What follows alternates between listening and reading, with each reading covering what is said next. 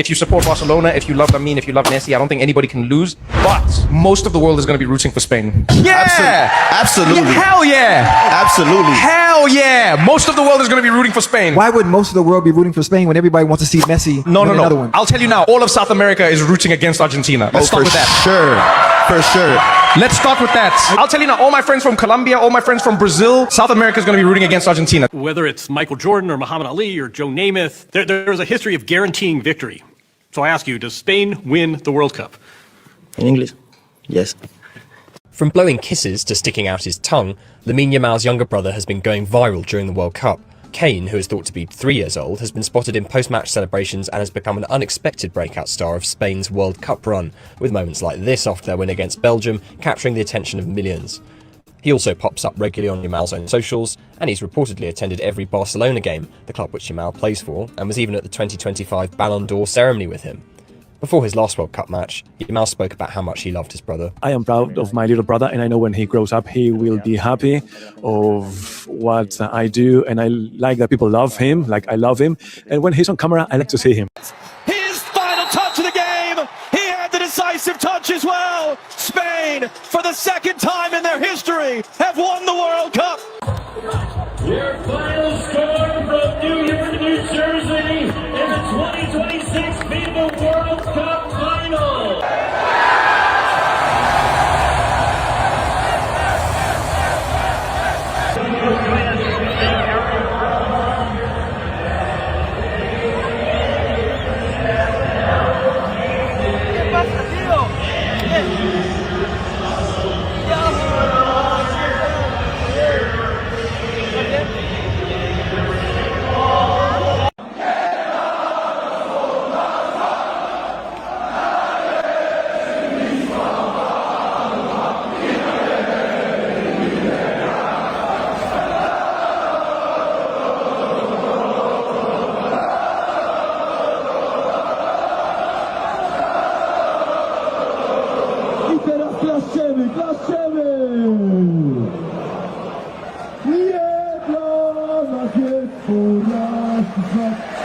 This is so funny. Spain edited Donald Trump out of their World Cup photos. They posted this on Instagram. The photo went incredibly viral. And as you can see, there's no Donald Trump on that side. They also did the same thing on Twitter using this photo, again, where Donald Trump is nowhere to be seen. And what's also interesting is that the official FIFA World Cup account on social media posted a photo where Donald Trump also isn't in it. They also edited him out. Yesterday's game was great. The World Cup was a fantastic tournament as always. And the cherry on top is the fact that Spain edited him out of the photos. Now, for those who are wondering, Donald Trump was there. Yeah, he was there.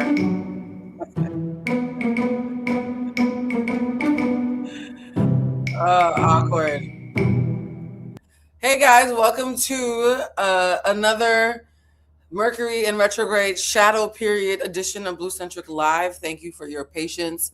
For those of you who were reading the chat in the waiting room before we started, we're starting much later than I expected. Funny enough, I was actually finished early today, but I am traveling, and for those of the girlies who believe in retrograde, traveling during retrograde always means that you have to have the patience of Job from the Bible. Yes. And when I was traveling, I was like, you know what, Blue, before you go live, if you go live during your travels, and the lighting in here is horrible, by the way, but it's not doing me any favors. But if you go live during your travels, make sure you test the internet speed before you go live, because we're still in the shadow period of retrograde. So sure enough, I checked the speed. The speed of the Wi-Fi in this hotel was abysmal. For those who are not tech savvy, in order to go live, you need at least 100 megabytes, right? 100 megabytes mean we can have a decent conversation. The hotel was at 12. Which means a horse and buggy was going to be running the internet. And I was like, no, I'm not about to go live and spend the entire live talking about, can you hear me? Can you hear me? So I called to the front desk. They transferred me to their third-party technical support team. A man named Suraj in India. I'm not being racist. I said, what's your name? He said, Suraj from India. So this is what he told me. Suraj from India spent 40 minutes trying to help me with the internet. And by the time he was done, it was worse. Actually, we started at 44. We got to 12 after he did whatever he did in India. So guess what, guys? We're reporting live to you from my hotspot. For those who are like, Blue, why do you have so many phones? Well, these phones are going to be, I'm running the entire live from my hotspot. At this point, guys, I'm camping. Yes. 12 means that spider monkeys are just on a wheel climbing up a wall trying to get, yeah, it's bad. It was real bad. I wasn't about to do y'all like that. So it's so funny. Somebody said in the chat, Blue's bad luck with hotels during retrograde. First of all, everybody has bad luck with hotels and travel in general during retrograde. I will tell you, though, I want to shout out somebody before we start today's show and start talking to you guys about, first of all, we're going to talk about the World Cup. As you can see from the intro, somebody put in the chat, as a Latina, it feels crazy having to root for Spain. I agree. That's why I did that intro. For those who don't understand why people from Latin America feel a way that they find themselves, yes, as a Black Latina, hello, we are here, right? Me having, Viva la Raza, me having to root for Spain in the World Cup felt funky to me. And to my American brothers and sisters who are not a part of the soccer fandom, although many Americans, I want to give y'all some credit, are getting more with football, right, than previous years. It felt nasty having to root for Spain. I wanted to first start off with the pro-Black love story of the star player. I'm not going to try to mispronounce his names. Me and vowels don't get along. Him and his brother's love story about how his brother was his biggest fan. When he won, he ran into, first he fell to his knees and prayed to God. Then he got up and ran to his brother's arms. Like, it was so beautiful. So I thought focusing on Black boy joy would be the first way that we would get the bad taste out of our mouths for having to root for Spain. Because what in the Christopher Columbus? Okay, as me, someone, for those who don't know my lore, I'm Haitian and Cuban. My half-siblings are Cuban and Dominican. So Hispaniola and that whole sordid ordeal, me and Spain got beef. Me and France got bigger beef, though, respectfully.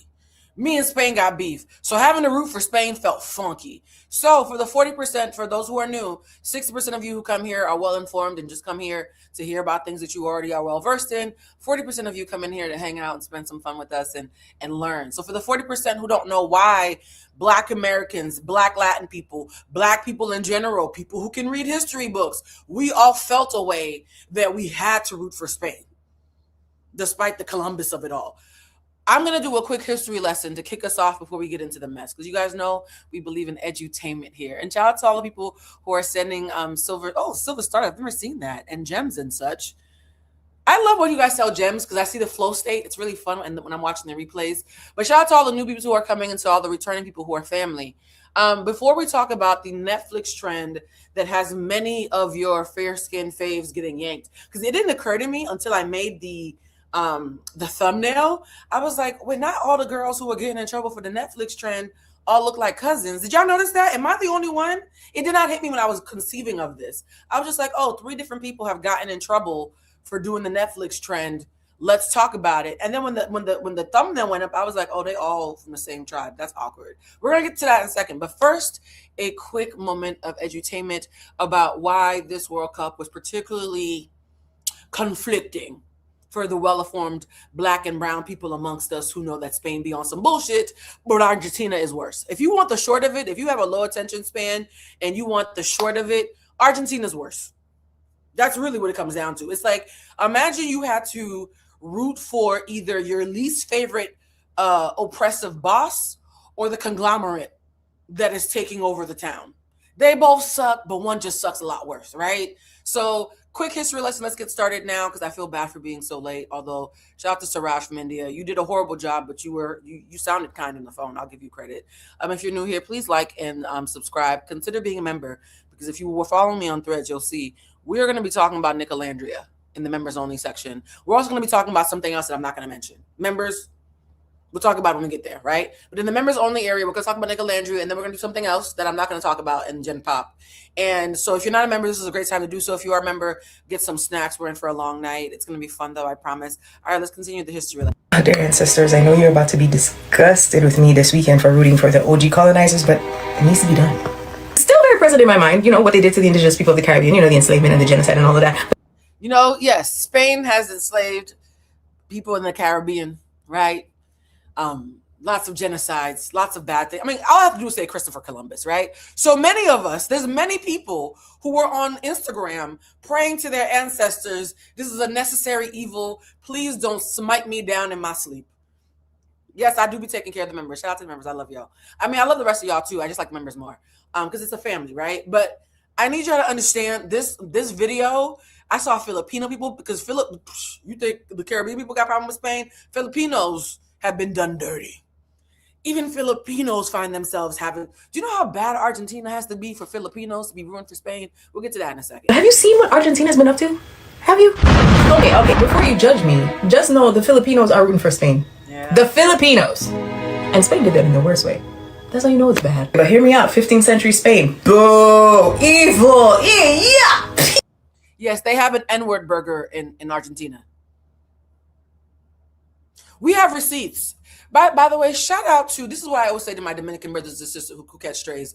In the same way that if you are a pro-Black Dominican, it's possible to recognize your country's on some bullshit and still be on the right side of history, but also recognizing that, your country's on some bullshit. Look, I live in America. As an American, I'm constantly having to apologize to my fucking country. So I get it. So in the same way that I love my friend Rosa Acosta because she's a very vocally pro-Black Dominican who does not make excuses for the Dominican Republic and still is proud to be Dominican, but recognizes they're on some bullshit. If you're from Argentina, do the same thing. There's no way to cover this up. Your country's on some bullshit. Own it, and then show us through actions that you know better. Yeah, hate them. Modern day Spain. Pro-Palestine. Pro-Palestine, okay? We're not forgiving or forgetting the crimes Spain and their conquistadors have committed against us, right? We're just saying that Argentina is a present, dark, evil force that needs to be vanquished.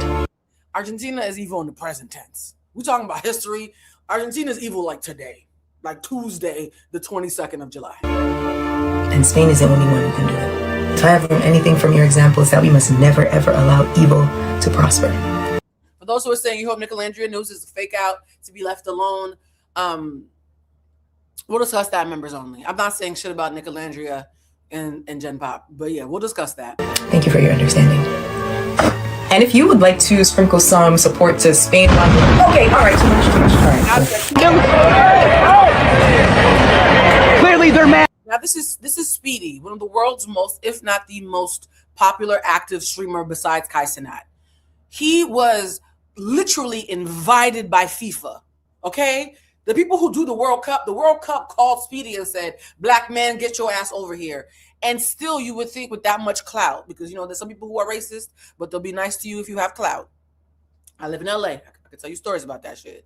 But you would think that somebody with as much clout as one of the, if not the top streamer in the world, you would think him being there, he would get some. No, they started making monkey noises at him.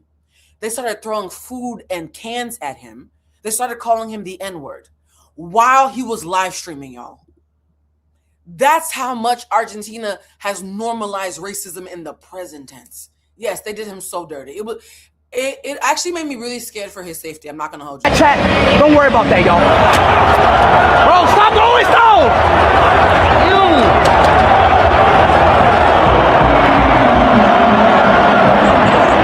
Y'all gotta listen. Y'all just gotta relax. Y'all don't gotta throw stuff. It's all love. Argentinian team's been labeled the most racist and hated team in all of FIFA. But why? So we're going to go over this, and you guys know how I am.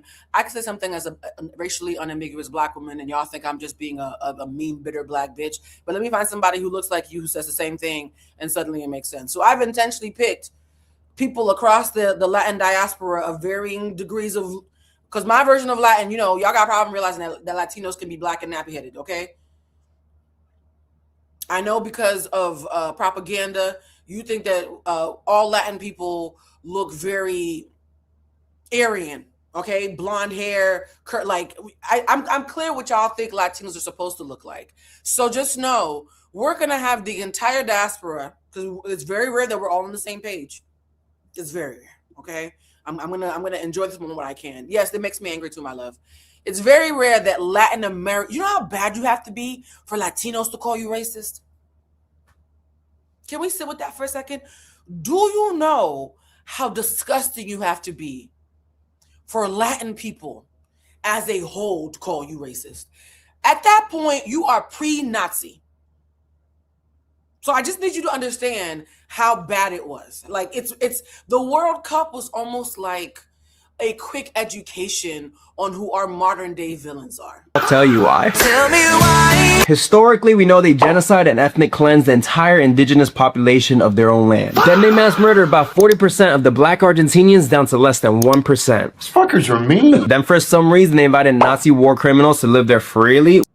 For some reason, they did a mass genocide that got their black population down to only 1% and then invited Nazis. I'm going to stop saying that word so I don't get in trouble, but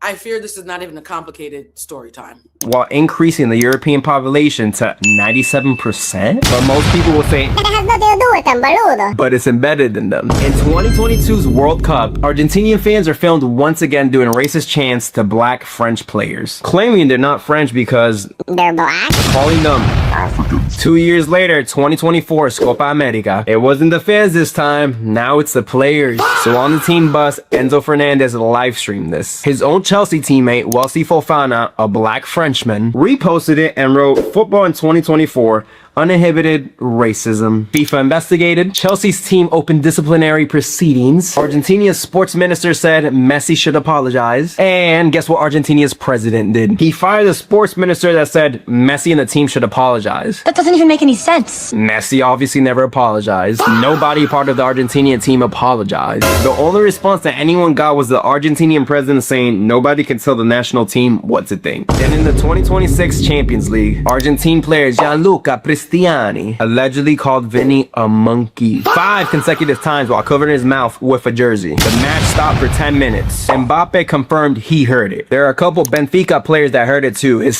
Imagine you're playing on the biggest stage in the world, and the entire time you're trying to focus, you're being called a monkey.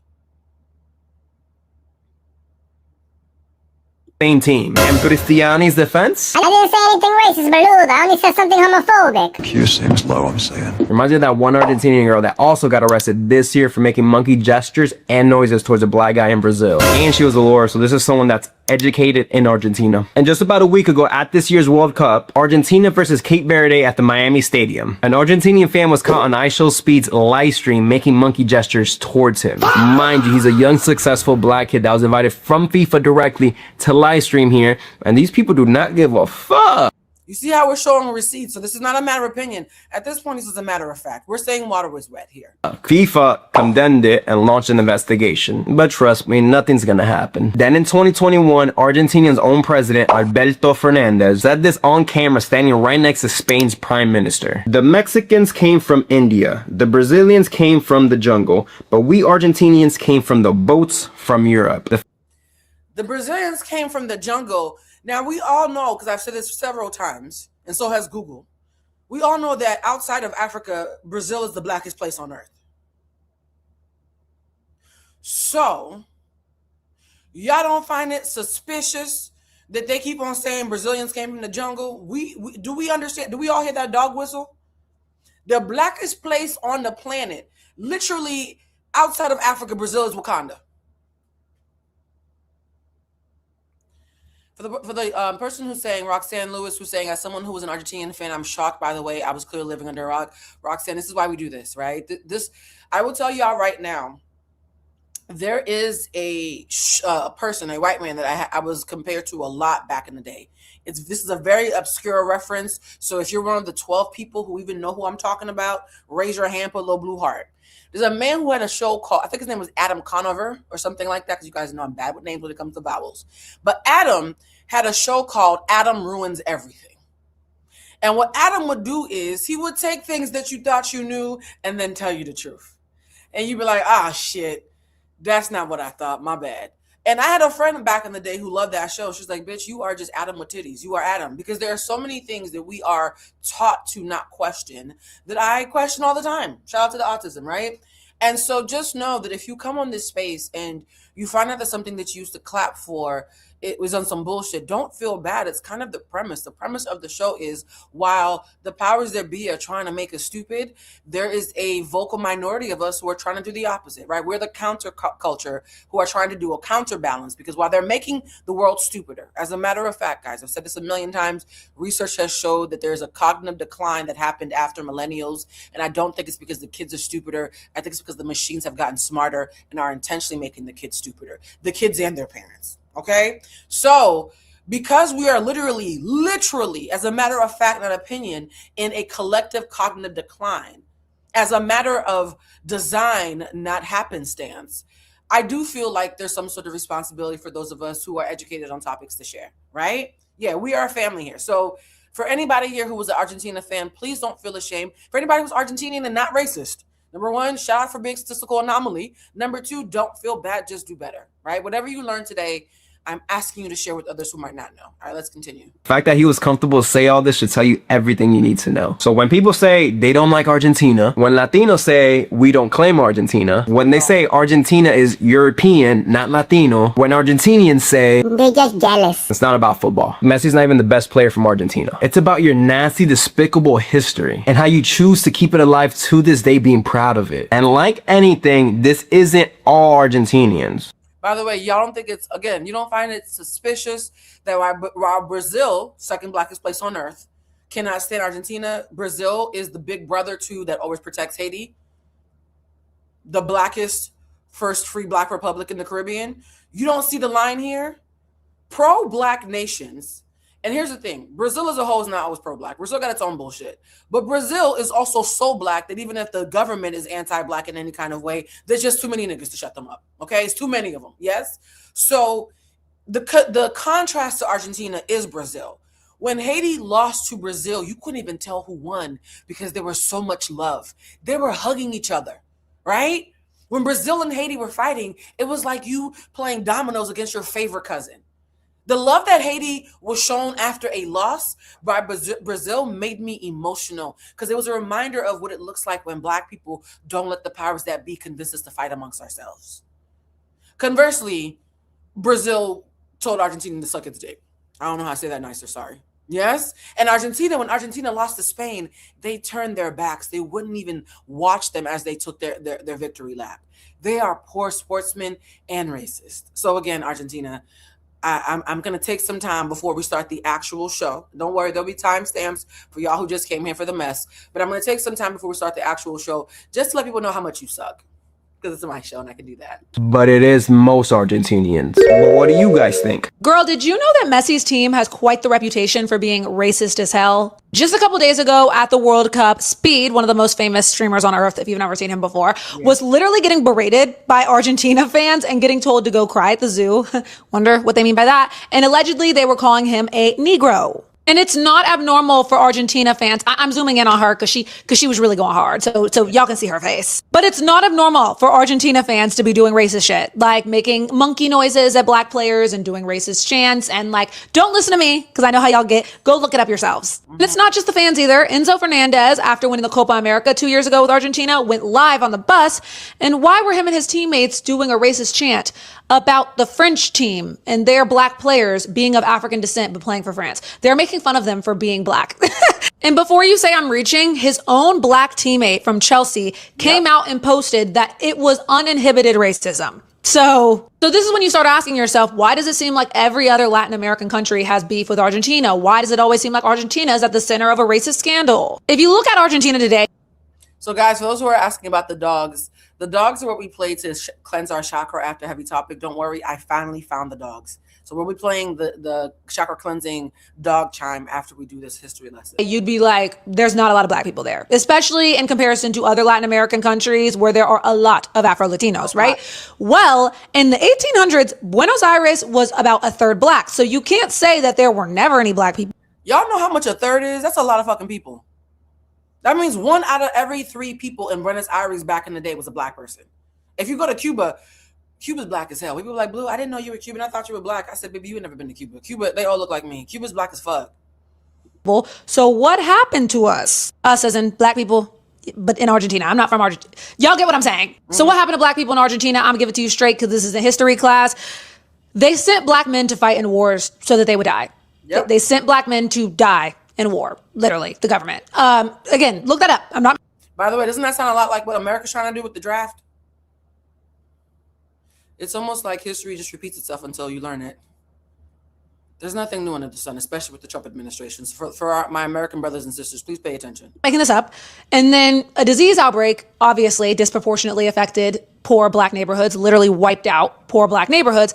And on top of that, the cherry on top, they invited a bunch of European immigrants to Argentina to literally whiten up the population and stopped counting black people in their censuses. They just ignored the black population altogether. They erased their black population like they never even existed. So of course you push that narrative for 100 years and they're like, well, we're basically Europe. We don't have black people, so there is no racism. And that. By the way, Dominican Republic, through their president Trujillo, tried to do the same thing, but because Haitians and Dominicans are all like related, it's a lot harder. It's a lot harder to do it in Hispaniola. Well, I keep on saying Hispaniola to be provocative because, you know, Spain won. But it's a lot harder with Haiti and Dominican Republic. But Dominican Republic did try to do the exact same thing. I think the moment where Brazil tried. A lot of Latin nations have tried to whiten the nation and had it as a matter of law. Look it up, right? Argentina is just the most successful and the most persistent. That's the problem. And then if you look at a country like Brazil that has major beef with Argentina, it's no mistake that Brazil got more enslaved Africans than any country on earth. So when they tried that whitening up Brazil shit, there were too many black people for that to even work. Same continent, same era, completely different outcome. So yeah, while this is one of the most popular teams in the World Cup, and I'm probably gonna get jumped for making this video, I can't not think about this every time I watch them. So I gotta root for whoever they're playing against. My bad. Now, guys, for those who are like, well, Blue, that's history. That's the World Cup. Baby, we in Atlanta now, okay? I was like, Blue, how do you bridge the gap for anybody in America who's not into football, i.e. soccer, and who's like, why should I care? Baby, this is Atlanta. The Argentinians showed up to Atlanta and tried to fuck with the Atlanta blacks and learned real quickly we don't play that shit. Watch this. This is crazy.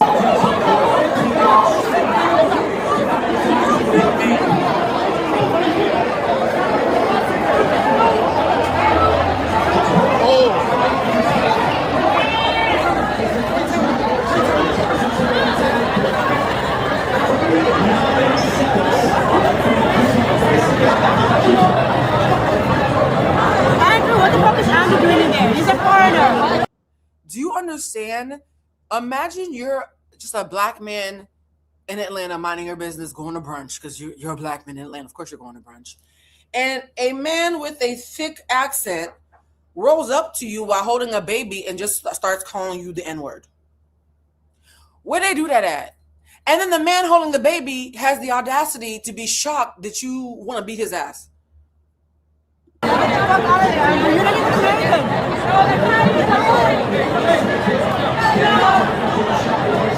a fucking child.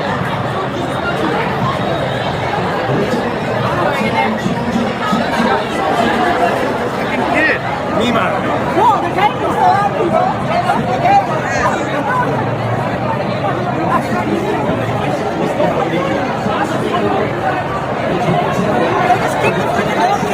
You know what's crazy about this video? I intentionally let it play for a little while so you guys could really orient what you're looking at because it's so much miss.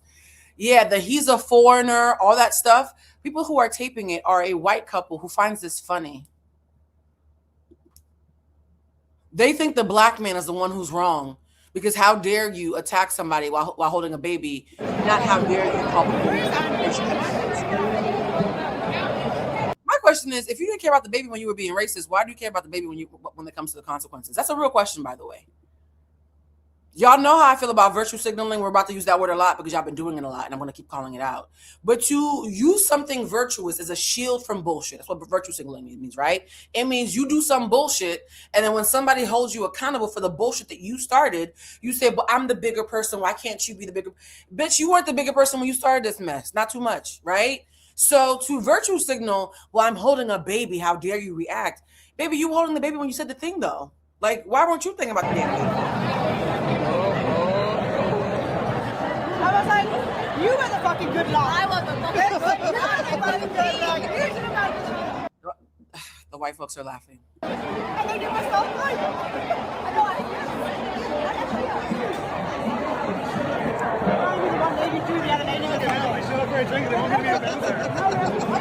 Keep an eye.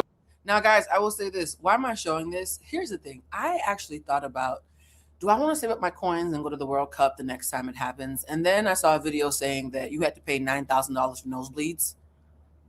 I'm not paying that. $9,000 for nosebleeds, and Beyonce's not going to be there. If you thought I was rich, this is your moment to know I'm not rich enough. I don't make enough money where I can spend $9K to be in the nosebleeds. So any kind of FOMO I might have had about being at the World Cup went out the window when I started doing research about the team that was up against me. Right here, look what's about to happen.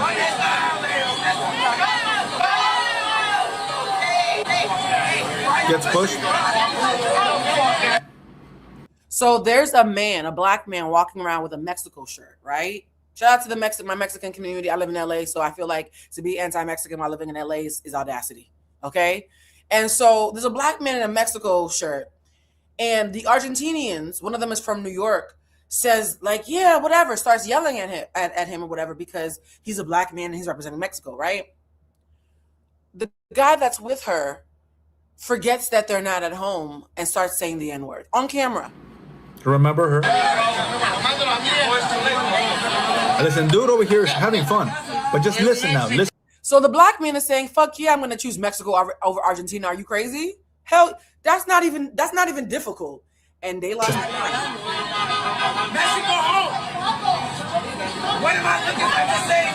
We lost. I took it to the chip. I'm not mad. Why you? Hey, next time don't listen. Once they start being racist, he's like, "Why are y'all taking it this far? I thought we were just talking shit about football."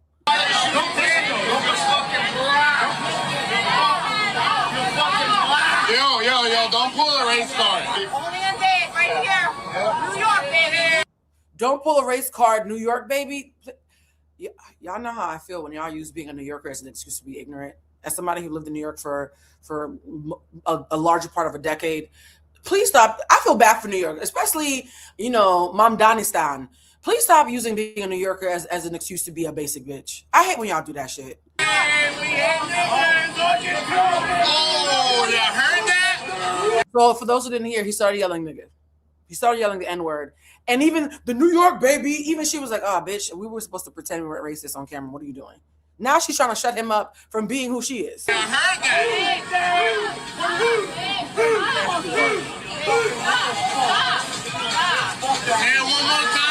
One more time for the camera. One more time.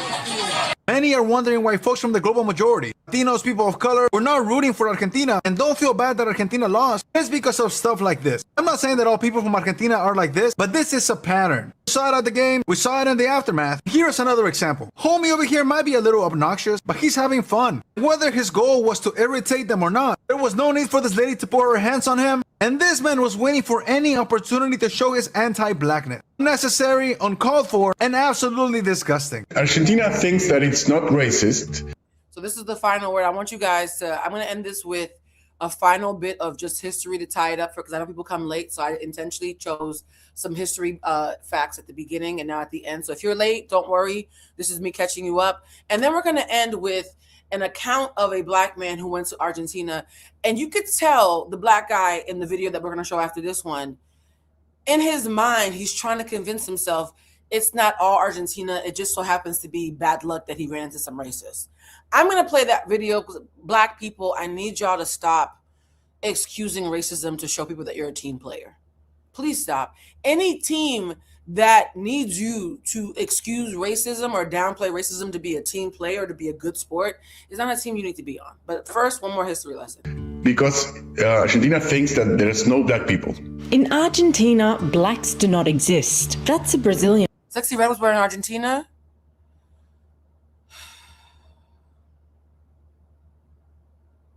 I'm going to pretend I didn't even read that. I'm going to pretend I didn't even. Yes, we're going to be talking about Nicolandria and the members only area because Leviathan fans like to tussle and I don't have the energy. So that's going to happen in members only. It's not going to happen in Gen Pop. Problem. That was Carlos Menem, then president of Argentina in 1996. It is said that it's the whitest country in South America, that it's the Paris of America, of Latin It's the Paris of Latin America. In America. Argentina is not white. If not, I wouldn't be here. But Menem didn't invent this myth. He was repeating a narrative built over a century of deliberate racial erasure, because history tells a different story. As early as My heart aches for Black Argentinians. If you're a Black person with Argentinian roots, like that must be like being a Jewish German person. Like, it must be rough as hell to be anybody with Black ancestry from Argentina who actually claims it. 1588, enslaved Africans arrived in what is now known as Argentina. Between the 16th and 19th centuries, more than 200,000 enslaved Africans were brought to the region. A 1778 census found that approximately 1/3 of the country's population consisted of people with African descent. In 2022, less than 1% identified as Afro-descendant. So where did they go? Some historians point to disproportionate Black conscription in Argentina's wars and a devastating 1871 yellow fever epidemic, though others argue these were secondary to the deliberate policy of erasure by the state. In the late 1800s, Argentina's leaders decided the country's future was European. You see how the pictures start off very, very colored, like people of color, Black, brown, like all types of mix, and then as the pictures go on, they get whiter and whiter. You guys, like, we need to stop pretending like this is foreign. Anybody who's watched an NBA draft, yes, going there. The NBA is America's version of Argentina.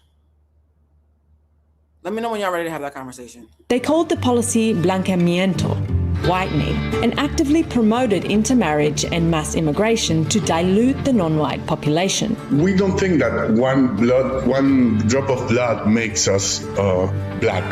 We think that one drop of blood makes us white. In Argentina, the one drop rule works from the other way. One drop of white makes you white, not one drop of Black making you Black. That is, oh bon Dieu, that is a lot of self-hatred. That is some very low racial self-esteem.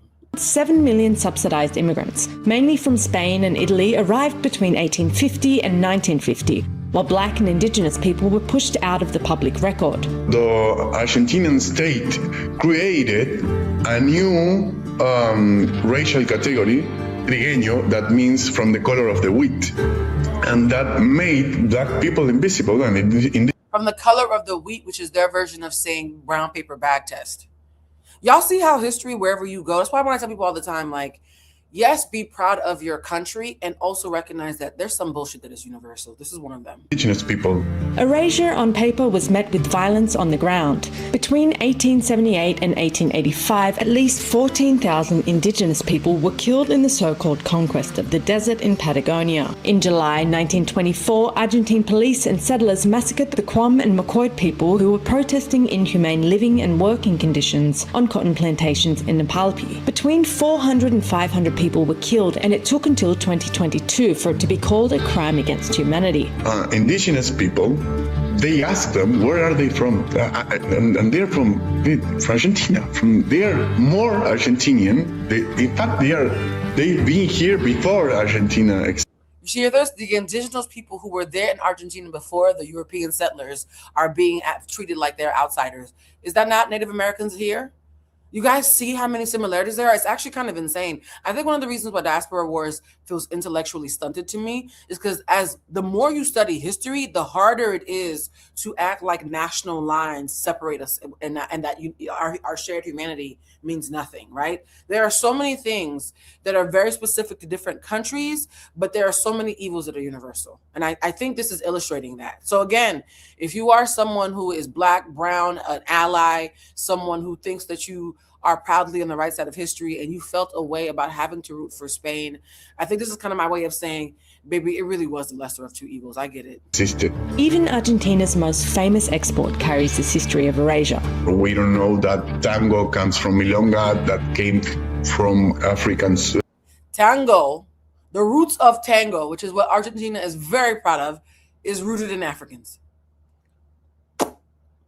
Ain't that about a bitch? Music, we don't know that. We say just it's Argentinian. We are here, that we didn't die in the wars, and we are Black and we are Argentinians and Argentina is Black. Argentina.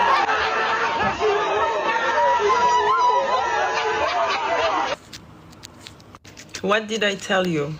And I keep telling you and telling you again. And we get more footage every day. Yet people still defend them. What's a place you would never go back to, though? I would go back everywhere, but a place that I wouldn't pay. Like, if that bread right, if they say, hey, we want you to come out here and promote this, I'm going to get the bread. But I wouldn't necessarily want to go back to Argentina. Did you hear how, okay, the mental gymnastics this man is doing, he said, I wouldn't go back for free, but if they paid me, I'd sell my soul to the devil because if the bread is good, fuck racism. I need y'all to understand, I intentionally chose this clip. For those who are apologists, again, I need you to see the mental gymnastics it takes to be this intellectually dishonest, rather than just say, they don't fuck with us. Rather than admit that he was uncomfortable in Argentina, he stutters and says, well, what place wouldn't I go back to? Well, I would go back to anywhere for a check. But the check would have to be real good in Argentina.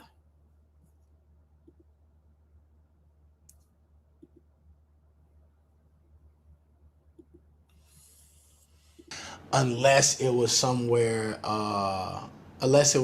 different.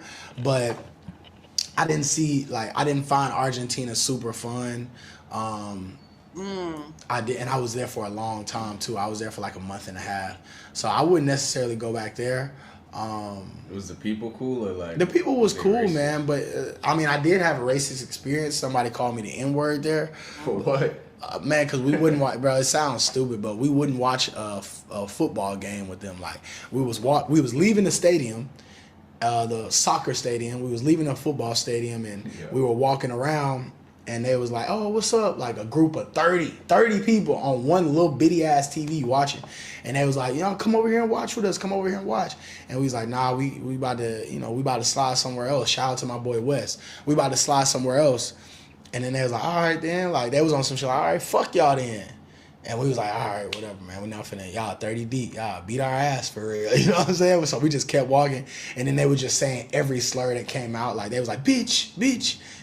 So 30 impoverished Argentinians invited you to watch football with them. When you said no, thank you, they immediately started attacking you and making monkey noises and calling you the N-word and calling you a bitch. But it's no big deal, though. Bitch, nigga. And then we turned around and we was like, what? And then they was like, yeah. And I was like, all right, y'all got it this time because it's y'all 30 deep. Like, y'all, we ain't dumb. But, yeah, that was the only racist thing that really happened, like, ever in my travels for real. That wasn't enough for you not to go back? And it was just like, they wasn't, like, that animosity don't really, if somebody calls me the N-word, it don't really hit the same unless they like a white American for some. So now he's saying, well, their racism doesn't count because they're not white Americans. Yo, bro, I need y'all to be freed from these shackles. I need y'all to be free from this.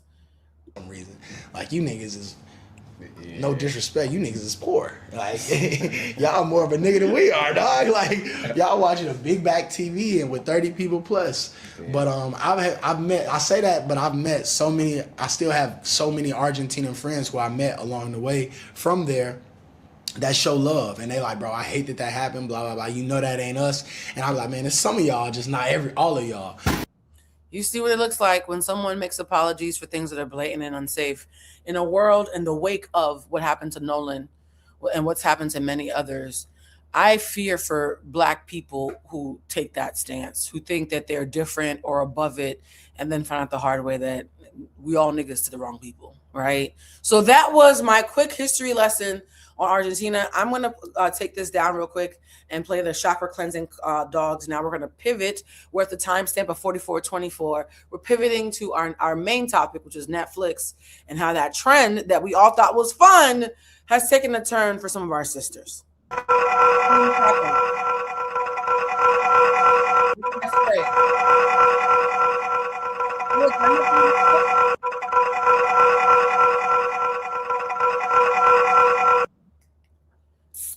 Okay, we've sprayed the air, guys, okay?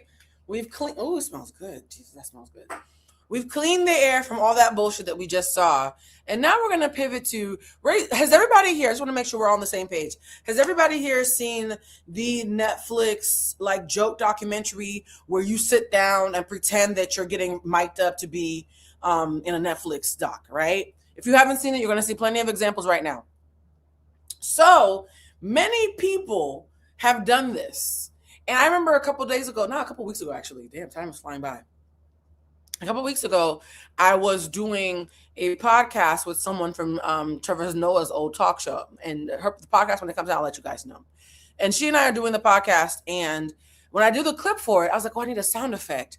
And at the very top of trending topics was the Netflix audio, because it was trending so much. It was the top audio. So I just kind of threw it on there. I don't even think we did it right, but the audio was so popular, it's easy to say, oh, I want to join in the fun. Now, I'm shooting bail because I'm saying, okay, I know what it's like to not even be thinking about the trend, but anytime you're online, they're shoving it down your throat, so it's easy to want to join in.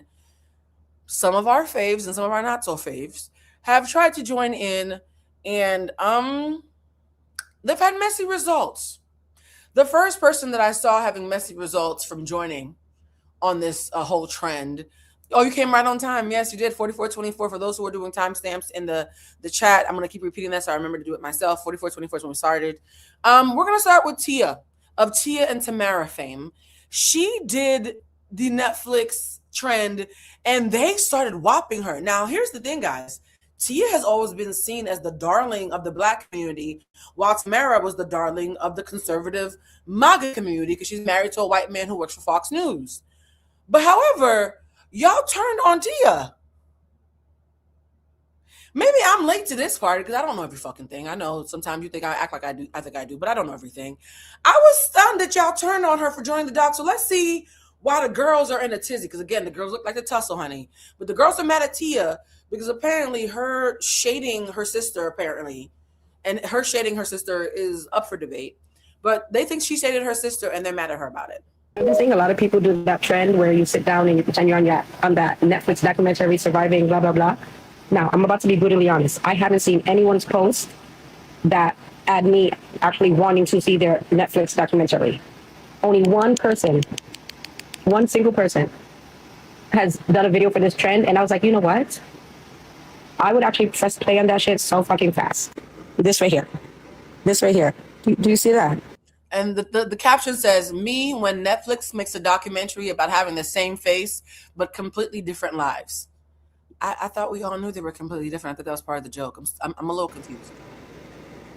It's the completely different lives for me. It is. It's very telling. Oh my gosh, because we all know Tamara is married to that white man. So this is the one I would watch. Immediately. Netflix, make it happen.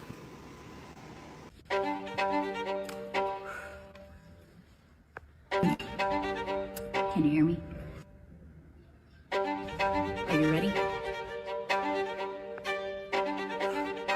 Well, let me tell y'all what happened on TikTok today, right? So Tia put one of those messy little TikTok things up with the documentary thing. You know how everybody been doing that trend or whatever. So she got up there and the documentary post said, when you have the same exact face as somebody but a totally different life. So I commented and I said, Black twin, now why are you sitting up here being messy? Okay, guys, maybe I'm confused. Do you think that's messy? I actually don't have a strong opinion on this. I was just surprised by the backlash. Do you think her simply posting a documentary about how you and somebody can have the same face and have completely drastically different lives, do we think that's messy?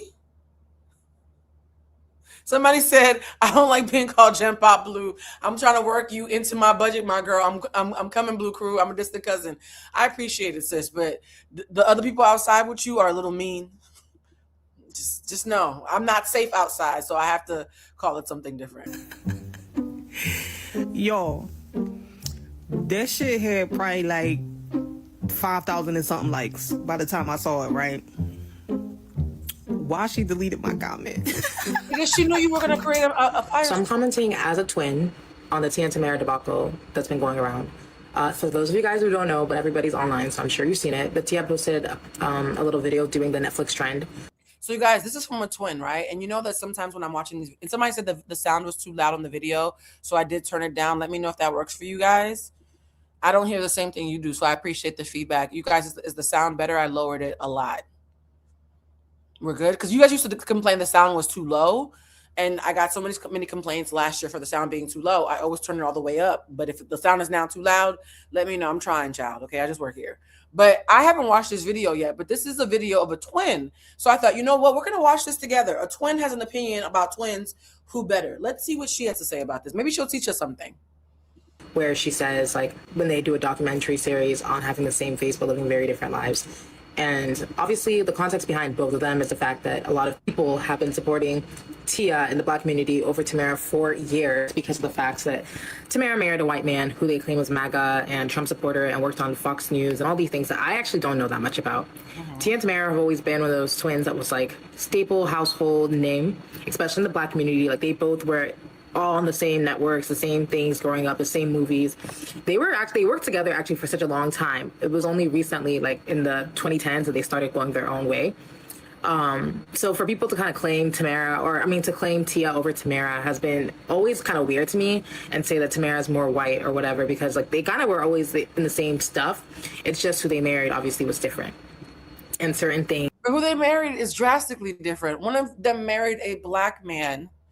And by the way, this is not to name drop. I ran into Tia's now ex-husband Corey in June of 2024 because we all were at ABFF because that was the year that Issa was the ambassador. And many of you know I'm friends with a lot of people who are in the Insecure graduating class, right? Because a lot of people who left Insecure went off to do amazing things, right?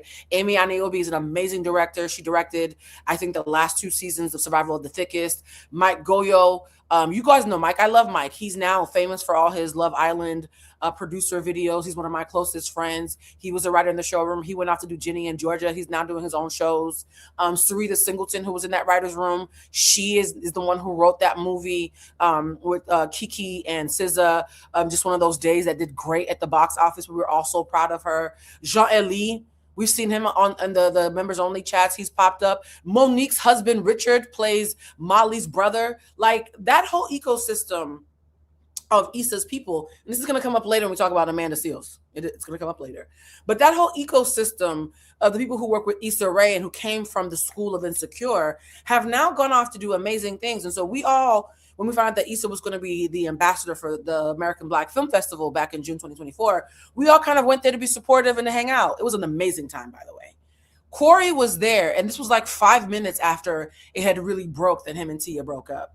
He was nothing but kind, very gentle, very charismatic, very like chill, not trying to be in the spotlight.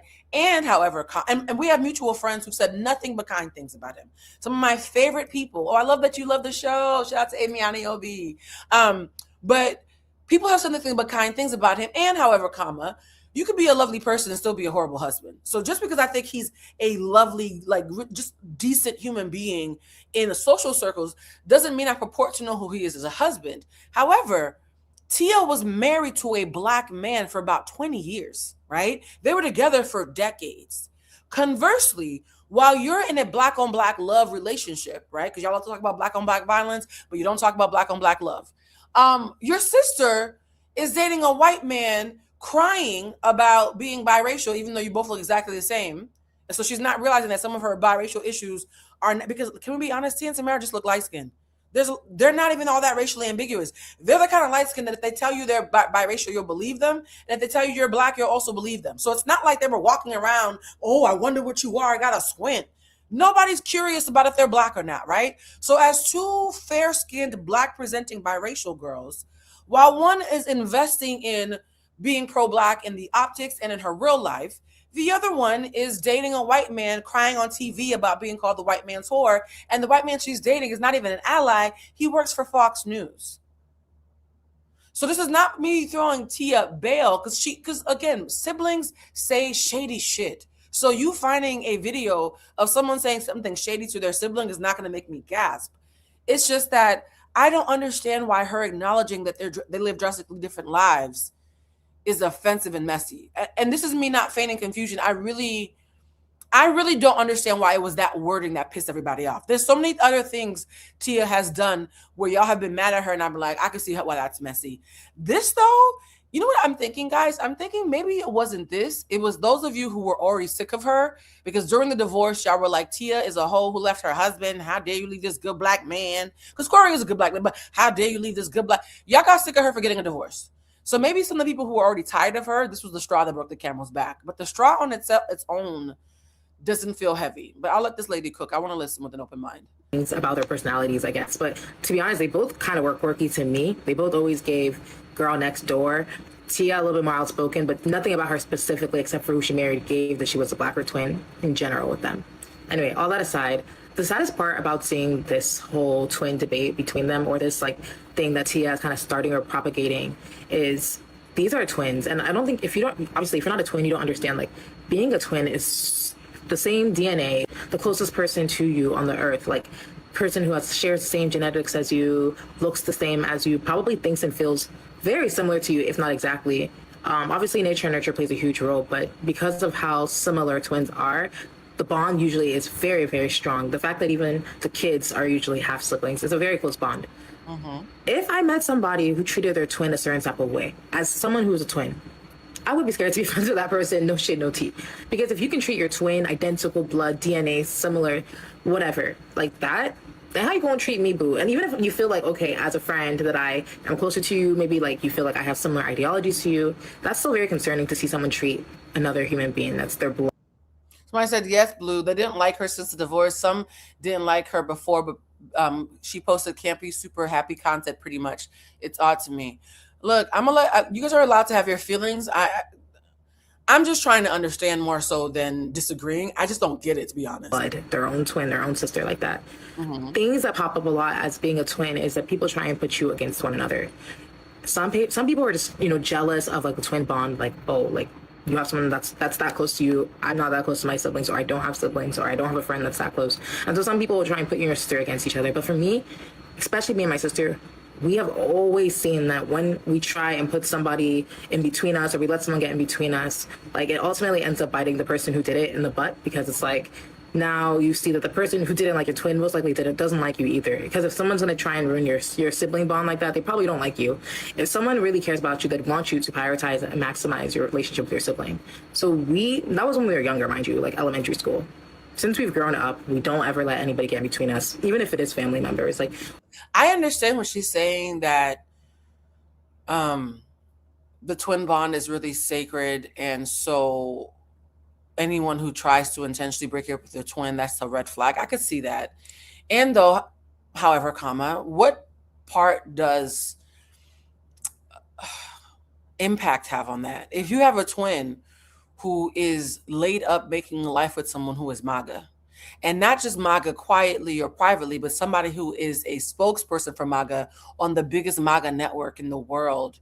And you're someone who, if you guys look at Tia's new boyfriend, he is something straight out of 2008 when Jill Scott was taking long walks and we were all wearing jean jackets. She's dating a crunchy granola black man who probably smells like Nak Champa and likes to grease her scalp. She in another super black relationship.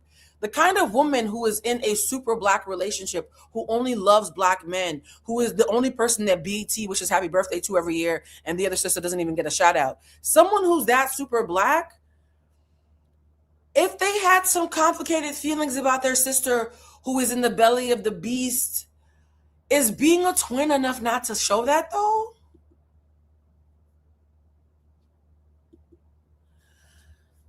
I get it. What she's saying, I get in general.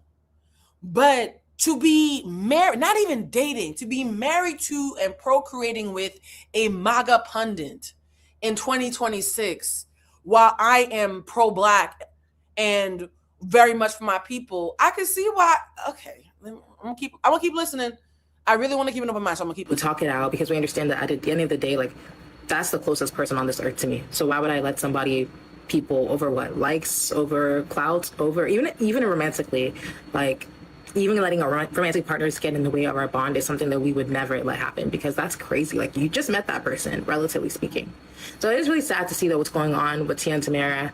I really hope that Tia reflects and thinks about the things in her life that's making her act that type. Yeah, there's an infamous tweet of BT saying, "Happy birthday, Tia Mowry," and then here's Tamara in the comments like, "Hey, the fuck? We're twins." Yeah.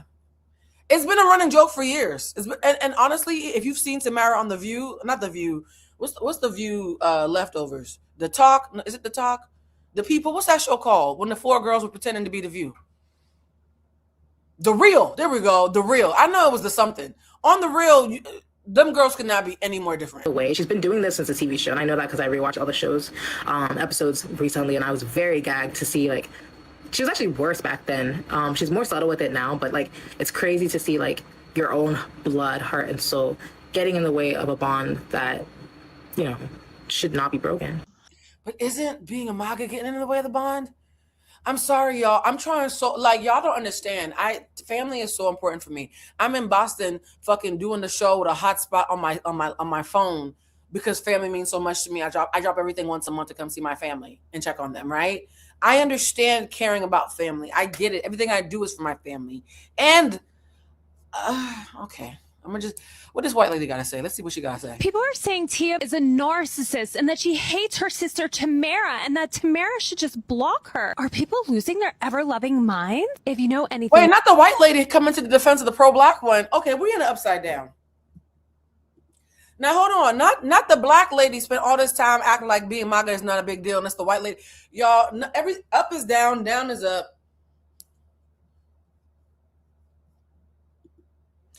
Y'all know how I choose videos. I want to experience it with you.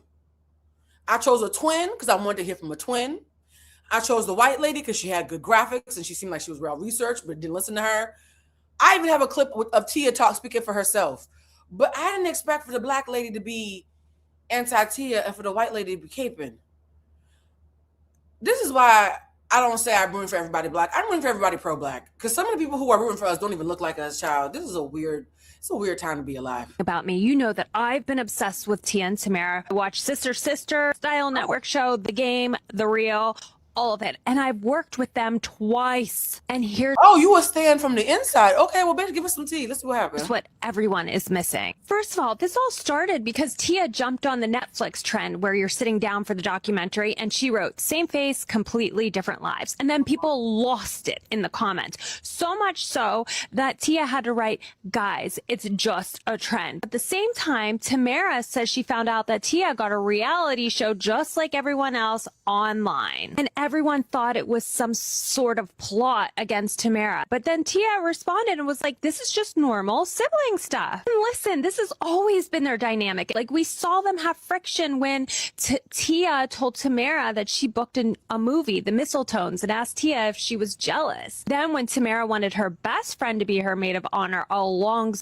You marry a white man from Fox News and you ask somebody else to be a maid of honor.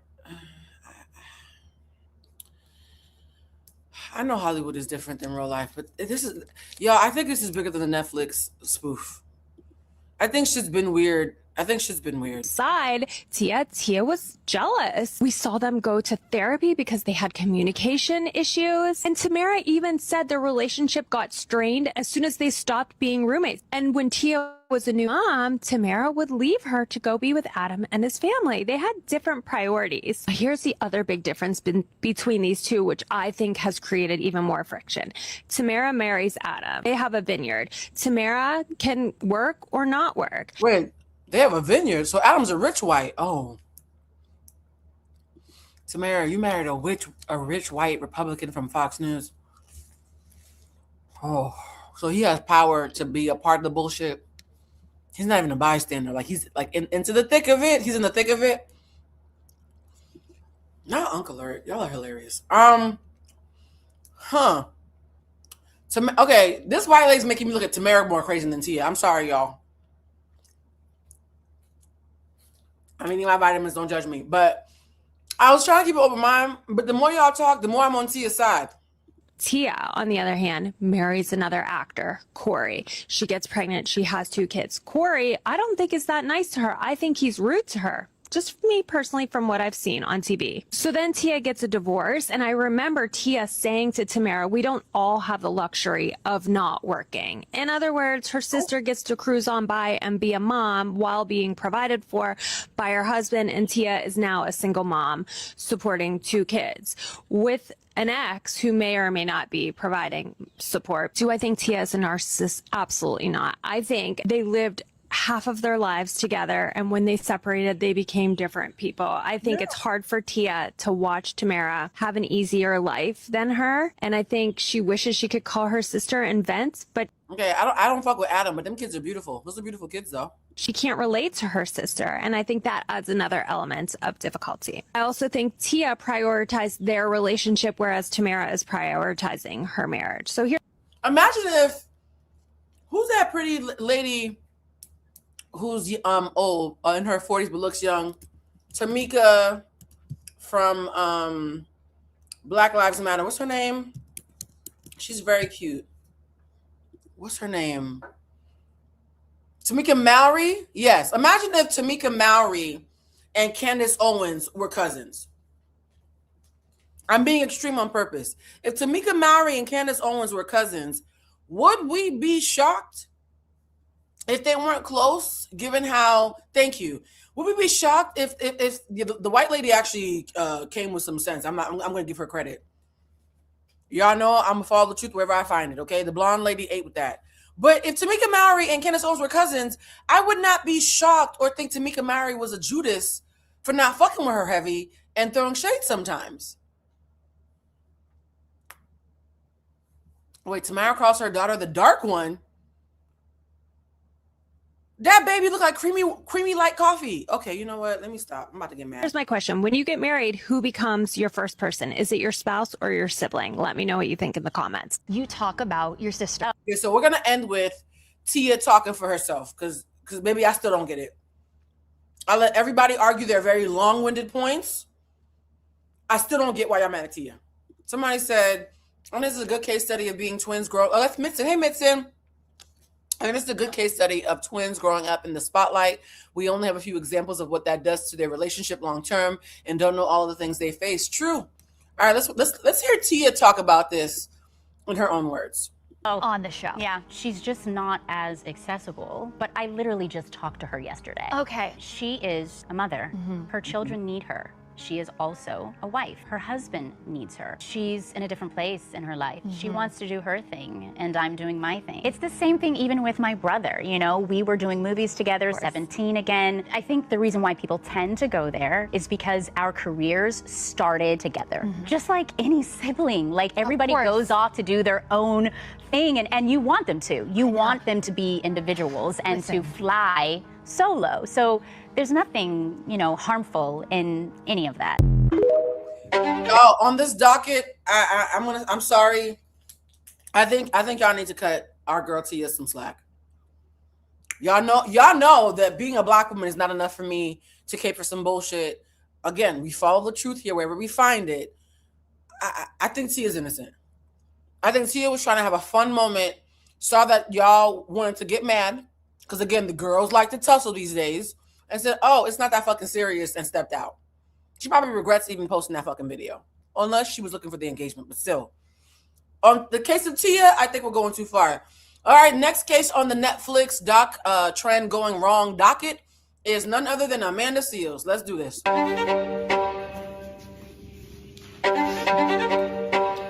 It's fine. It's fine. It's fine. What is this wig? What is this wig? By the way, guys, for everybody who called me anti-black for having eyes to see that Anaya's wig was matted in the back, I need you to understand it's not anti-black to notice somebody has a matted wig. Matted wigs are not a secret tenet of black culture.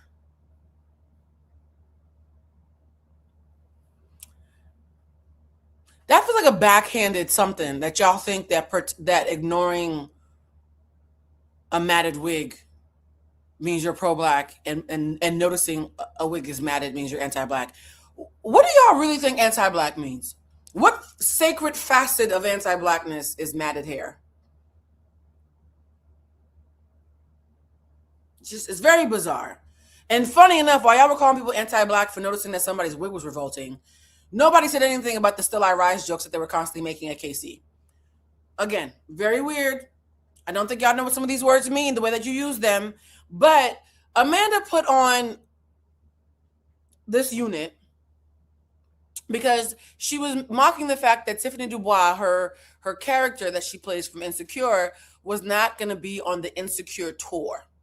For those who don't know, Insecure is now going on tour, and Amanda used this trending topic as a moment to say, how dare they not invite me? All right.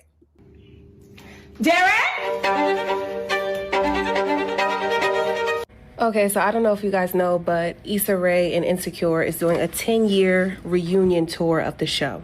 So when they put the ads, videos out to promote the tour, of course, Amanda Seales, who plays Tiffany on Insecure, is not included in the reunion tour.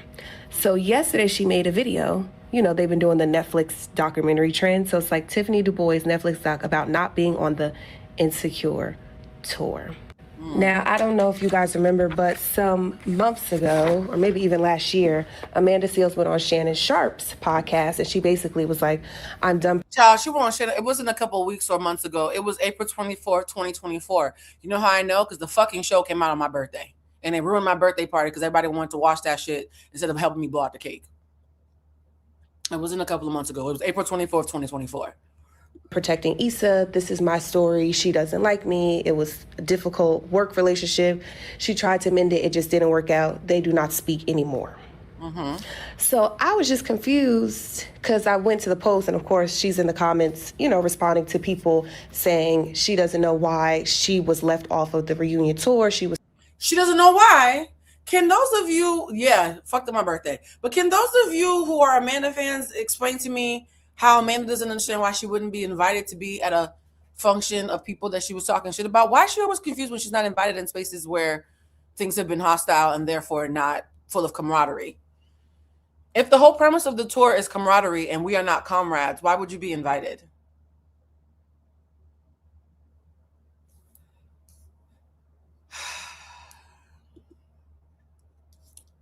If you are a fan of Amanda Seales, please, without being snarky or nasty, this is a sincere question. Please, Amanda was left off of Bad and Bougie. Every time I make that joke, I laugh. Please explain to me why anybody would think that they would be invited to spend time with on tour with someone who they've been talking bad about for months, if not years. Such a pivotal character. She was a main character. And it's like you literally went around to multiple podcasts. You were on Instagram Live and all these things, not bashing. No, Amanda we're gonna show a video. No, Amanda, it's a video of Amanda saying that she thinks she should have been invited. So that's not true. Amanda thinks she actually should have been invited. Joke or not, she came out and said she thinks she should have been invited. We're gonna get to that. Issa, not saying that her story is not true, but it's like you just complained about how 5 seasons y'all didn't work well together, but now you want to be included to work on a reunion tour with her. That doesn't make any sense. Like, It doesn't make sense. If you don't like her and you're tired of protecting her and you feel like she don't like you and she was done, then why would you be on the reunion tour? I'm confused as to why that invitation would be extended to her, regardless of your title and role on the show. We're in the upside down again. In no world y'all know I come on here and talk about people every day. There's some people that I know if I talk about you, I'm probably not invited to your function. And I understand that and I do it anyways. Yes? It would never occur to me to talk about somebody, to critique them in a way that I know they would find unflattering, if not flat out disparaging, and then be confused or have an expectation that I'd be in their space. That's universal. That's not even just about Amanda. It's clear that, like, y'all are not cool. So I'm going to assume that Amanda Seales was just joking and just wanted to hop on I do believe that might be the case, allegedly. It's just an opinion. It's not a fact. that Netflix trend and, you know, just troll a little bit, but she knows exactly why she was left off of Bad and Bougie, okay? And for the people that don't know, you need to Google. It takes nothing. All you gotta do, look it up on here. She don't fuck with them like that, and they damn sure don't fuck with her, okay? Like, you can't go around talking about them and saying your experience, and it's in a negative, and thinking that you're going to get invited to come back. when just about everybody didn't had an issue with you. Everybody else on the cast is still cool with each other except for you. They're not even cool with you. It's just Issa that's not cool with you. By the way, guys, I'm not one of those people who believes that if one person doesn't get along with the collective, then that immediately means that that one person is the bad guy. Sometimes the collective is toxic, right? There have been so many toxic friend groups that I've had to remove myself from because I was like, oh, you're all collectively on some bullshit. I'm going to head on out, right? So this is actually, I don't actually subscribe to if everybody has a problem with you, it has to be you. What kind of people have a problem with you matters. If 10 toxic motherfuckers don't like me, it's the same problem you're generating, right? Now, if it's a toxic person, a reasonable person, a healed person, an unhealed person, a rich person, a poor person, people who don't even know each other. If 10 people of different varying walks of life with no incentive have an issue with me, then I'd be like, well, bitch, everywhere you go, there you are. It might be you. But if the same bitches on the same bullshit don't like me, it's the same problem being repeated 10 times, right? So I don't believe that a group versus one means the one is wrong because, bitch, I'm usually the one. Yes? What I do believe, though, and this is why I mentioned this earlier, when decent human beings who are decent human beings around everybody else who are paying you and have no incentive to do you dirty because your happiness is actually helps them get further. When decent human beings from different walks of life who don't even know each other, who are not comparing notes, who are cool and Gucci elsewhere, have a problem with you, then it might actually be you. Y'all see the difference? Because again here, nuance matters, yes? My issue was never that Amanda had a problem with her castmates.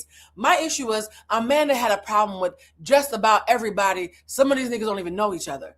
I cannot tell you how many times I've been out in LA and her name comes up and somebody who ain't got nothing to do with Insecure, nothing to do with Issa Rae, nothing to do with Vanessa. Because I have met all parties involved. So I'm not speaking from outside the club, okay?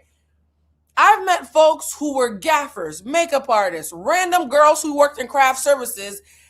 The only two people in this industry who it doesn't matter who it is, it could be a janitor or a CEO, I'm gonna hear something bad about them, is Amanda Seales and J-Lo. I was on set for some shit that hasn't come out yet recently, and somebody who was putting powder under my eyes started talking about J-Lo and saying shit that I've been hearing for years, okay? So just know, at a certain point, baby, it gotta be a little bit of you. I'm just going to put that out there, okay? All right, let's continue. It's you, and you constantly talking about her and your experience, and I don't really hear Issa bringing you up, Amanda up, you know what I'm saying? And again, she has every right to say what went down and her experience on that set and all of that. No, but guys, we wouldn't. I'm autistic as well. If you're harmful, being autistic doesn't mean that you get to be harmful without being checked or having consequences. I disagree with that. As somebody who's autistic, has ADHD and an anxiety disorder, I don't agree with that. Weaponizing autism in order to allow people to cause harm without any consequence is actually really dangerous. I don't even think was going on if it wasn't for her. Y'all remember when she went to that party? This is when we first started hearing about something going on when she went to that party and she got kicked out or whatever. And she was mad that Issa didn't really step up for it and stuff like that. It was down here ever since then in the public for her with them, you know? And so you going on different podcasts, you talking about on your Vanessa is the rep that works with Issa, who's she's about her business, okay? Vanessa don't fucking play. You know, some people you just look at them and like, oh, that bitch don't play. Which is why I'm very confused why Amanda thought she was gonna have a 1-2 back and forth with her. But Vanessa works for Issa, and she's the one who said Amanda's not invited to this after party, and Amanda went live crying outside the after party because she wasn't let into an event that she was not invited to. I might say this for the members only area, but I know. Let me shut up. Oh God, I'm not sharing nothing that any of my friends connected to Insecure have told me. So this has nothing to do with any of them. People outside of the Insecure bubble who know what happened, who were friends of Amanda. Amanda's old friends have told me things. Amanda, that lady was never gonna let you in her function. And if what I was told you did to that lady is true, I won't let you into my fucking house either, let alone a fucking function that I'm throwing. So just know that the things that made the lady not mess with her were valid things. When do we start the members only? When do we start members only? We're starting it soon, okay? Because this is getting harder and harder for me. Your own platform or whatever. So yeah, girl, that's why you got left off of Bad and Bougie. You don't like Issa Rae, and I don't care if you feel like your character or a character was that significant to the show or a movie or whatever. If you don't get along with the people on there, they're not going. The creator, the director, they're not gonna bring you back. Okay, that's like having a problematic employee of a company and they get fired. Y'all have an anniversary or a party or some shit or whatever, and even though they contributed 10 years there, they're not gonna ask them to come back and celebrate. No, it don't work like that. Okay. By the way, I've said this a million times. When you are on set, you don't always pick the person who's the most talented. You pick the person who is talented and you don't mind being stuck on set for 16 hours, 8 weeks at a time with. Do you know how exhausting, mind-numbing, and hellacious and psychologically abusive it is to be on set with somebody for 16 hours a day for weeks on end who is just a displeasure to be around?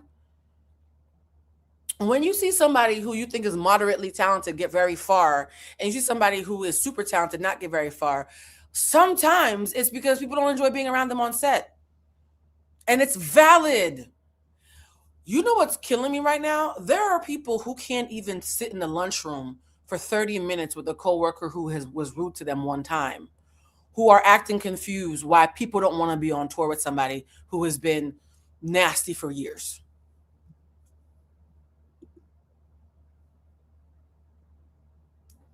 Are y'all okay? Again, it's intellectually dishonest. Many of you would have fought her, like literally rolled up your sleeves and hit her on the face for less. So again, I've said this a million times. The lady is brilliant. She is valuable. She adds value to the social commentary, right? She is steeped in her purpose. And her antics socially get in her way. Those two truths can coexist. We don't have to pretend that she's not brilliant to also say that she has some blind spots that she continues to avoid. Like, girl, just continue doing what you was doing on your little podcast, babbling and talking about everything else and, you know, getting... By the way, for someone who said, I don't understand why she wants to be in the presence of people who she doesn't fuck with, that's exactly my point, you guys. I've said this before. Me and Bridget had a very infamous now episode of our pod where we talked about when I went on tour with her and her former podcast and how that tour was the worst experience of my life. And it's the reason that if I go on tour with anybody, all the terms need to be hashed out before I agree to anything. I'm never going on tour with anybody unless I am guaranteed to be treated correctly because of how much PTSD I had from being on tour with Bridget and Mandy, right? So as somebody who's been on a tour with somebody who was a displeasure to be around, I wouldn't wish that on my worst enemy.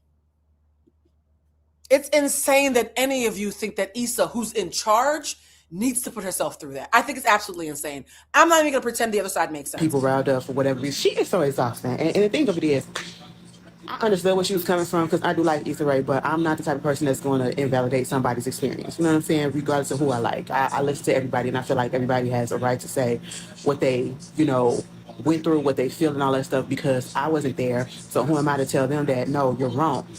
I like to validate people's stuff, but at the same time, you can say what you feel, expect, you know, put out your experience, whatever, but you have to be ready to take the consequences for doing so. Exactly. I've said this before. I oftentimes... So Dominique was talking about this. I don't know what Dominique said, but I always enjoy what she has to say. So maybe, you know what? Dominique has a friendly relationship with Amanda. So I'm open. You guys, look, even on this show, we stay open. I'm open to Dominique maybe having an alternative. That's why I chose her. I know that Dominique and Amanda are friendly.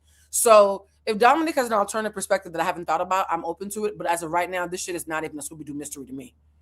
There's no fucking way you're going to talk about me crazy all the fucking time and think there's any way you're coming on any shit I got going on. Are you nuts? Will stay out of discussions around Amanda Seales because there are days I feel like the people will dogpile her, and I've met her and it was a pleasant experience.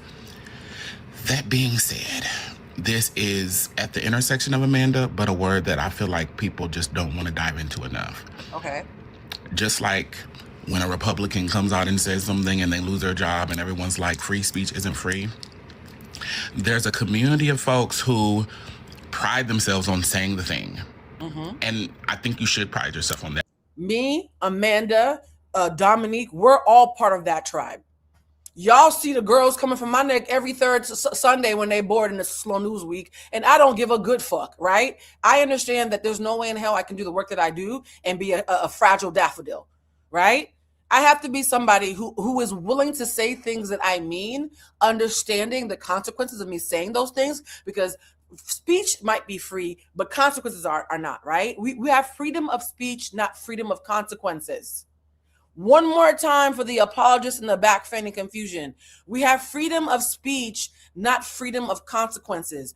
Again, I am so clear when I have certain conversations with you guys publicly on social media that there's a price to pay in real life. And I pay that price willingly every day. It offends me that someone would act as if they are kindred in that way, but constantly bitch about the price of admission. You can't have both. You can't. I'm speaking as somebody who's living this. You can't have both. You can't run your mouth and expect everybody to love you. Either shut up and be a people pleaser and be loved by all because you haven't said shit, or speak the truth and shame the devil and recognize the devil might not invite you to its house. But you can't have both. And it's bizarre to me. It's bizarre to be over 40 and still acting like you don't know what that means. It's not easy being outspoken. It's not easy saying something that ruffles feathers. It's not easy recognizing your privilege in a moment and using that privilege to stand up and speak out. That is not easy. And you need to know that you will not be included in certain Amanda didn't respond to a comment. She made a whole video, love. You might want to update your data. things because of that. And to think that you get to reap the reward of being outspoken, wear that as a badge, be the renegade, all the things, and that doesn't mean that when the reunion happens, they don't want you there, or that doesn't mean that when the brand is booking people and they're and they're looking at videos you make when you gag somebody and they're just like, I'm cool on that. That's what happens. It's just what the game is. And so I had to learn early on to be prepared to reap the benefits in whatever way that looks, because being excluded is sometimes a benefit. Mm-hmm. Sometimes I actually think Amanda not being on the tour is the kindest thing to do. Why would I want you on the tour feeling like an outsider because we don't fuck with you? I would never invite somebody I don't fuck with to work with me. Unless I can literally say, you know what, the birds that bridge and I forgive you. I would never, ever invite someone that I can't treat well, or that I don't enjoy, or that I can't. Perfect example. When I work at the shop, I only work with people that I enjoy, which means if Danny or Bridget or Mel or anybody who's working with me at the shop is having a rough day, I'm the kind of person who put down my laptop and I'll get up and like, anybody want some coffee? I will make my people coffee while they're working if they're having a work day, right? If you're having a bad day, the other day, the girls were having a bad day. Mercury retrograde was fucking up everybody in the shop. I said, you know what, guys? Bridget was like, yo, I would love some froyo. You know what, guys? I'm going to buy y'all some froyo. We're going to order some froyo. We're going to turn off all the noise right now and have a sister moment and make sure you're good before we get back to work. If I can't be my full self, if I can't love on you in the way that's natural to me, because I secretly don't fuck with you, I'm not going to say, come work with me.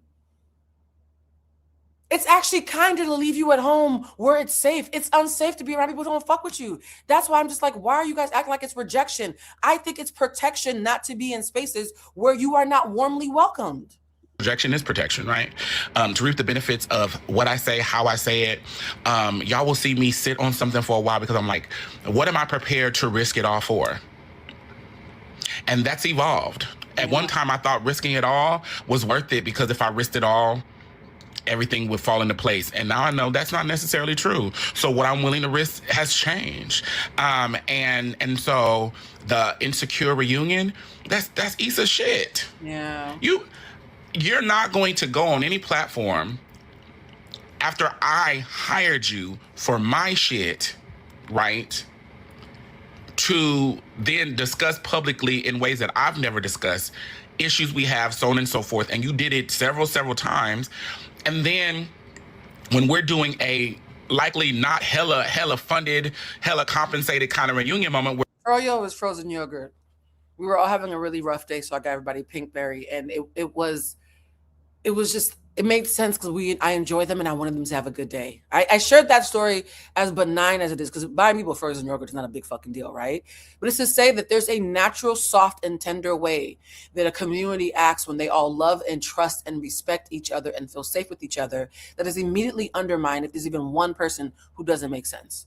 We had one person working at the shop who had a nasty attitude. She was fired within a day, right? We had another person who was a little bit off. We let her go within 2 days. I don't just hire people or work with people who are suited for the job. I work with people who will not compromise psychological safety. And from what I've seen, from how lovely and safe and rich the relationships that Issa has with her people, Amy and her knew each other from Stanford. Like, Issa is employing college friends who are now living their dreams and working on Netflix and putting out movies and have first look deals, right?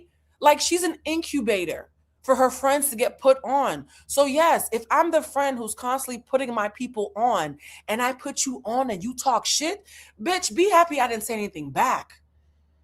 That's the gag, is Amanda talks shit and Issa's been silent. That already is grace. Silence is grace. It took me 6 years to finally tell y'all what happened with Melissa Ford because she wouldn't shut the fuck up about my name in her mouth. That 6 years of silence was grace. Like, come on, guys, enough. If niggas just want to come together, have a good time, and maybe niggas only like being with you ain't a good time. Being with you was work, and that be like that sometimes. And you're not invited. Does it feel good? No. I'm not saying you can't feel like, oh, that doesn't feel good. And also, we got to make informed choices. Mm-hmm. That's the way it's always been, but that's what it really is now, because people ain't got time for that. So yeah. And to you academics who are writing long threads about how, from a social justice perspective, Issa owes it to Amanda and the fans to eat shit on her own goddamn tour, shut the hell up. Y'all read bell hooks backwards. Shut the hell up. That's not how that works. It is emotionally unintelligent to set yourself on fire to keep other people warm. You guys are all asking Issa Rae to set herself on fire to keep Amanda Seales warm. It's bullshit. I'm sorry. It's pure. This is not even a gray for me. This is black and white bullshit. Oh, I think that people should think better and this, that, and the third. No, that's that lady shit. That's the benefit of making your shit, is that it's your juke joint. You can do what you want to do. And that's a lesson we all need to think about. The girls are getting invited somewhere, and then you come home and then you shit all over the place, and you're like, well, they didn't invite me. Of course they didn't invite you back. You talked about them people like when I come online and I whack somebody, I'm fully prepared for what that may bring to me. You're never gonna see me get on here and boohoo and cry because I've said this, and then they were just like, oh, we don't fuck with Dominique. By the way, this is Dominique, who again has had nothing but a pleasant interaction with Amanda Seales, has no vendetta against Amanda Seales, has publicly said sometimes y'all dogpile on her, which I agree. Sometimes, even though Amanda's not perfect, sometimes you guys do dogpile on her, right? But even people who have pleasant interactions with Amanda think this is wild. So this is not about, oh my God, we're against Amanda. It just doesn't make any fucking sense. You're never gonna see that, ever. We're too old, like in your 20s, maybe, early 30s, possibly. But on the flip side, Amanda you get in her comments and say something I've heard, she'll block you. She understands protecting your peace away from things that... Ooh, that's a good point. Dominique, you ate with this. Amanda blocked me for having and I included it. I didn't even know Dominique had said this, but Amanda blocked me for having a fair but critical take on her using autism as an excuse not to take accountability for her actions. As somebody who has been diagnosed with autism, I took great offense that I spent my birthday watching her use autism as an excuse not to apologize for impact, even if it was unintentional. And she blocked my ass. So let me get this straight. Someone has a reasonable, nuanced, fair, yet critical take on you, and you block them. You are constantly blocking people to protect your peace. But Issa Rae doesn't get to do the same thing? How's that anything other than hypocrisy? Dominic, you ate with that. You don't want to have around. So if that's how she moves in her space, why would other people not move? And I don't think I've seen Amanda cry about it. I know she did the Netflix, thing where, with the Tiffany thing, and I think that was her nod towards it to amp up her fan base. But no, Issa's protecting her peace the same way Amanda does every day. Hello? Ain't no fun when the rabbit got the gun. Ain't no fun when the rabbit got the gun. You be talking about. Oh, wait, somebody cussed that. Oh, wait. Oop. I added this because it looked like a part 2, but I just realized from looking at it. Someone said, you just be talking about everything and saying nothing. You're wrong about this, Dominique. You should have just sat this one out, just loud and wrong. This may be how you got your coins, but you're wrong. Oh, they attacked Dominique for being someone who's cool with Amanda for still telling the truth. You know how I feel when y'all act like Black women can't hold each other accountable because who the fuck else can? Y'all know how I feel about this. My version of women's empowerment is not Black women acting as bad and as unchecked as the men we once feared. Allowing Black women to behave badly, to me, is not improvement. It's not. So the fact that y'all attacked Dominique for that incredibly fair take where she didn't even talk shit, yeah, y'all just want to be mad. Y'all, if Dominique's getting attacked, and this is why I'm so happy that I don't ever look myself up. About everything and saying nothing. You're wrong about this, Dominique. You should have just sat this one out. Just loud and wrong. This may be how you get your coins, but you're wrong. And they go on to say, like, Issa is dead wrong. Team Amanda. I've never watched an episode of Insecure. Ooh. I don't give a fuck about that. Oh, wait a minute. Wait. Okay, now I feel better about when y'all be pissing me off. Because y'all be making me seem like I'm crazy for having a valid reaction to a bunch of bullshit. Y'all done pissed off Dominique. I didn't know. Wait, I didn't realize y'all pissed her off like this. Go off, sis. They got you fucked up. Yo, this Mercury retrograde is wild. This Mercury retrograde is the last time Mercury retrograde was this bad and was in Cancer, because Cancer is very emotional and violent. Shout out to the Cancers who've healed. But because Cancer is so emotional and violent, the last time Mercury retrograde was in Cancer was in 2020. So these are like pandemic era, like fisticuffs that we are seeing right now.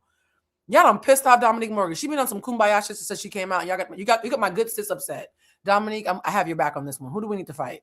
What specifically am I wrong about? Nothing. I said that when somebody owns and runs their shit, you cannot be surprised when you use your free will, as you have the right to, share your lived experience as you have the right to, and they don't invite you.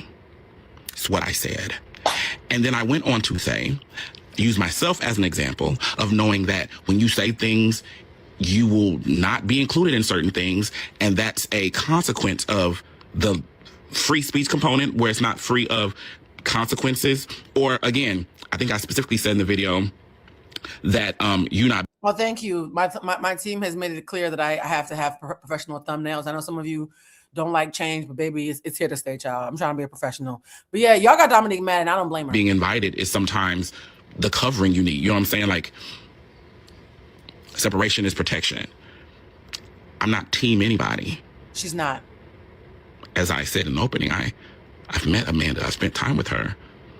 I have not had any bad interactions with her. Truth always. And I'm sure you're probably a bot, or I don't know. But I'm making this video because I don't have the capacity to type it out. Oh, yeah, she is a Cancer. Yikes. So she must be fighting for her life right now during this retrograde. And I don't like when y'all are rude as fuck. Mm-hmm. You would never speak to me like that to my face. Never. It's like, bitch, watch your mouth. Who are you talking to? Especially when I was very intentional about my words. Yep. I didn't say she shouldn't have said what she said. I'm saying that if somebody has said something and I don't like what they said, I don't like how they said it, I don't give a fuck whether it was the worst or not. It's my shit. Yep. A motherfucker can scratch their ass in China right now, and I can be like, you scratch your ass in China, you can never come into my house in Atlanta. And that's Dominique. Oh, it's so cathartic seeing Dominique react to y'all the way I react to y'all, because I'm gonna be honest with y'all. It has been thousands of nasty messages since this retrograde. Thousands. For those who are like, Blue, why you been calling people stupid lately? You don't ever call nobody stupid. Because it's gotten that stupid. This last month, I have gotten thousands of nasties. Even today, last year, I got dragged by Shelly and Ace fans for being Team Nicolandria and always having Nicolandria's back. Do you know that when I announced that we were going to go live talking about the alleged split, a bunch of Nicolandrians cussed me out?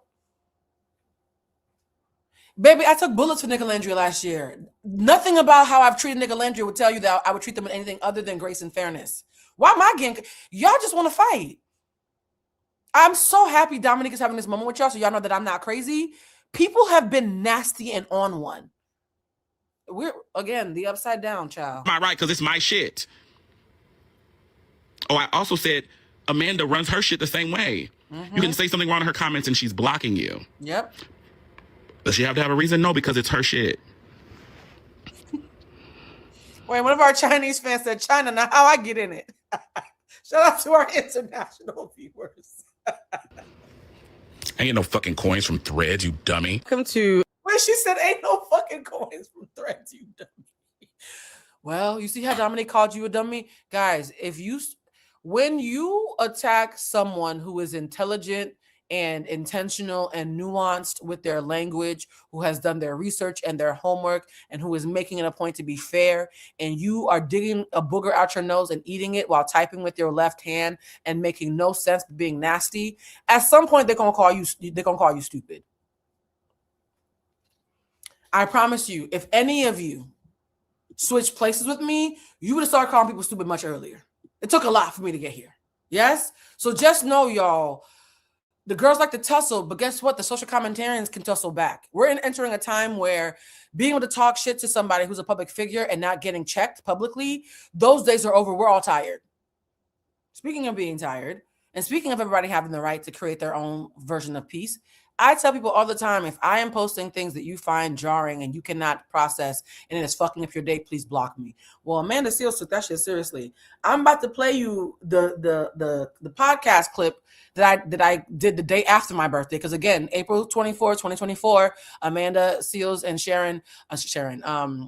Shannon Sharp dropped their episode on my fucking birthday, ruined my dinner because everybody wanted to watch that shit.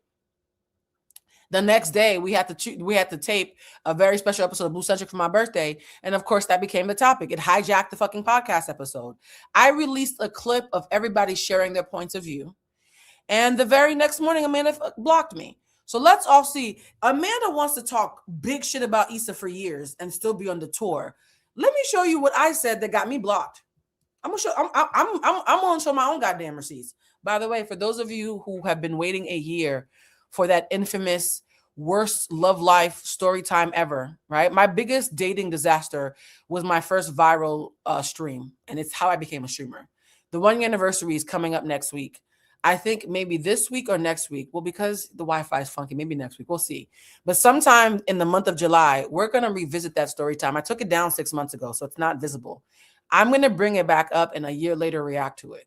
Why am I bringing this up? Because all the motherfuckers who betrayed me that I talked about in that video are in this clip I'm about to show. So for anybody who knows about the betrayal of 2024, I'm preparing you to see those motherfuckers on my page for the first time in a year. Florence, Gia, all of y'all, be prepared. You're going to see them pop on the screen, but it's only for a couple of minutes, okay? I'm going to actually cam down because I don't even want to see them myself. All right, let's play the clip that got me banned by Amanda Seales so you can see the kind of critiques that she bans. It doesn't have to be egregious. A very special live from New York. Ike, thank you for joining the show. Thank you so much. Thank you for having me. Wow. Amanda is a brilliant woman. Amanda is a socially conscious woman. Amanda has dedicated herself to Blackness. She almost has no incentive now. Do you see how many valid moments of acknowledging her impact that I started with? She didn't even care. But let me continue. Now, to listen to feedback because she's been mishandled in public and now has a diagnosis to fall back on. And so what I'm scared is any opportunity that we had for Amanda Seales to ever say, I fucked up, I got it wrong, it was me. I think we might have watched it fly away with her last damn, and that makes me sad. Now that she has this newfound fan base from autism and neurodivergency. There's those people who like, you've been so excellent at what you do, but you've sort of like excelled your way out of the tier of like normal human life and regulation. Like when she told us that like the origin stories of her at Sirius XM, she was missing little details here and there. Like, this is what you're supposed to do before you do a thing. There were many moments in her life where she was really like, fuck these rules. No rules, no system, no parents. I'm just doing what I do. You're living a life like that, and then you're getting smarter and smarter. And I don't think that anybody who's already living like that, who's against the rules, is learning to be with the rules. Are you calling her a white man? Yeah. Oh, I mean, good one. I think she's a very grounded supervillain. That's what it is. I love that. I love that. Every villain got an origin story, though. Everybody loves an anti-hero. Every neurodivergent person I know is like, because she described a feeling that I relate to, she must be a new savior. Oh, no, that's not how that works. With human beings, they just need to see somebody who looks anything close, claiming the thing that they've been ashamed of, and they call them God. She has a purpose that she stepped into, and she does a lot of great things, particularly when it comes to speaking about what's happening in Palestine, X, Y, and Z. And she still has an ego that has not been fully checked in a safe way. It's always in an unsafe and blatantly bad way where you even wouldn't want your worst enemy to be treated like that. Two things can be right at the same time. I think that Amanda has proven that she is difficult to work with, and she's not a sweet girl. She's also very talented. She's also very smart. It's very easy for her to do word Olympics with people and talk them into a corner. And Shannon's like, I don't know about all that. I just know you're not supposed to talk back to grown people. Yes. It's like you had to take that valedictorian hat off and be like, let me talk to everybody. And I'm not saying that Shannon is the sharpest tool in the bag. Like, there was a lot of times when Nobody has ever said that. We're like, no, Shannon, that's racism. My mama ain't white. She said you were doing white things. She married a white man. My daddy is black. When I watched the Amanda Seales interview, I was very taken aback how autism was almost used as an excuse to never take accountability for how you co-create a situation, to never acknowledge that maybe even though you felt bad, you weren't actually being attacked, to never say, hey, people think and see things differently, and how I perceive it and how it was intended aren't always the same thing. I don't want a world of neurodivergent people who think that our brain function is an excuse to demonize everybody in our lives. You can be autistic and still be accountable because intention doesn't negate impact. If you hurt somebody, being autistic alone is not a reason for you not to say sorry. You can be autistic and still be accountable for your impact. Being autistic alone is not an excuse not to say sorry. That's what offended Amanda Seales and made her block me. The person who blocked me for saying something that objectively reasonable is confused why years of biting the hand that's literally feeding you would get her disinvited. I'm sorry, I'm calling bullshit.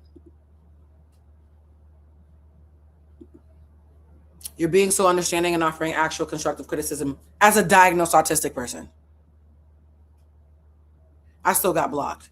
So imagine being fragile enough to block someone about a reasonable critique that highlighted your impact, your value, and all the good things about you, while also stating that you've been unfairly abused. So now that you have this thought of a diagnosis, you might lose incentive to hold yourself accountable and fall into victim speak, which is what I say about everybody. I said that about Shamir just last week, right? The person who's saying all that and saying, hey, babe, just because you're autistic doesn't mean you don't have to say sorry. You still have to say sorry if you get diagnosed. Blocked. But Issa's supposed to go on tour with you. I'm sorry, y'all. If you still think she needs to be invited for that tour after all of this, we're not kindred because it's some bullshit. At some point, you got to call a thing by its name. I can't front. At first, I was. So this is Amanda feigning confusion. Amanda put out a video after she made that. First of all, I'm going to say this. I'm about to take accountability for a aha moment that I learned from Joe Budden. I know, it's crazy. Joe Budden taught me something that I had not thought of. Look, I tell you all the time, even when it's weird and inconvenient, I'm willing to admit when I've learned new shit and I've evolved in the way I see things. I was on the Joe Budden podcast and we were discussing Meg Thee Stallion. And y'all know I was there to defend Meg against the way that men speak about her as if she's not human.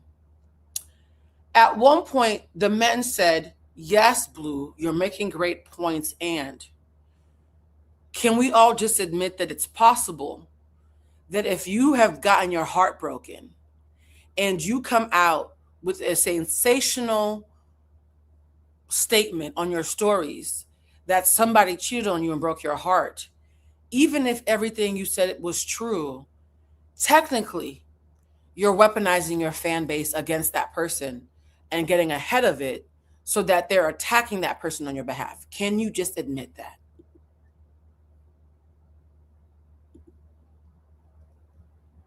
And I got quiet and I sat with that. And I said, well, Meg's had a very young generation relationship with the press, where she's constantly sharing in a way that I wouldn't as a millennial, right? But then I thought about it and I said, no, there's a point. I know that when I was when I had an Airbnb for 5 years, whenever something dastardly would happen, oh, by the way, I still owe you guys the Airbnb story. Add it to the story time, Florence. Whenever I would have a fucked up situation with Airbnb, and I would call customer service and say, this person has rented out my downstairs area for 2 months and they're doing X, Y, and Z, and I need them out and I need a refund, and Airbnb would give me their ass to kiss. I always knew the second I went to Twitter and told Twitter that Airbnb had sent somebody horrible to my house, they would immediately send me a refund. In fact, to this day, literally just last week, somebody I knew was running an Airbnb and was complaining that she couldn't get a refund. And I said, baby, if you ever want to get a refund from Airbnb, just go on Twitter and shout them out. The minute you involve the public, they're forced to do what you want. And I heard myself say to her, and suddenly the conversation I had with Joe 2 months ago clicked. And I was like, oh shit. Oh shit, he's not wrong. I know that if I can't get someone to react the way that I want, in my case, it was Airbnb, it was a conglomerate, yes? And what's awkward is me and one of the co-founders went to high school together. Shout out to you, Nate, although you probably fucking hate me now. But I knew that if Nate and them were fucking with my money at the Airbnbs, all I had to do was go on Twitter. And in fact, one time I had an Airbnb situation that was so bad, Black Lives Matter retweeted it. They gave me a full refund and paid for my Thanksgiving hotel stay, right? Thank you. When people are right, I have to eat it. I said, oh my God, even though I have Meg's back, objectively and technically speaking, when you do go on social media to speak about a grievance that no one else is talking about, in that moment, you are objectively weaponizing public sentiment, whether you have good intentions or bad intentions, neutral intentions, or don't even recognize what you're doing. That is objectively what is happening. You see, I can give people credit. You all thought I was going on that show to teach them something. They actually ended up teaching me something. Yeah, Joe was right. I can't believe I'm saying, Joe Budden, you were right, child. I could eat it. I can eat it. I can eat it. I'm woman enough to fucking eat it, right?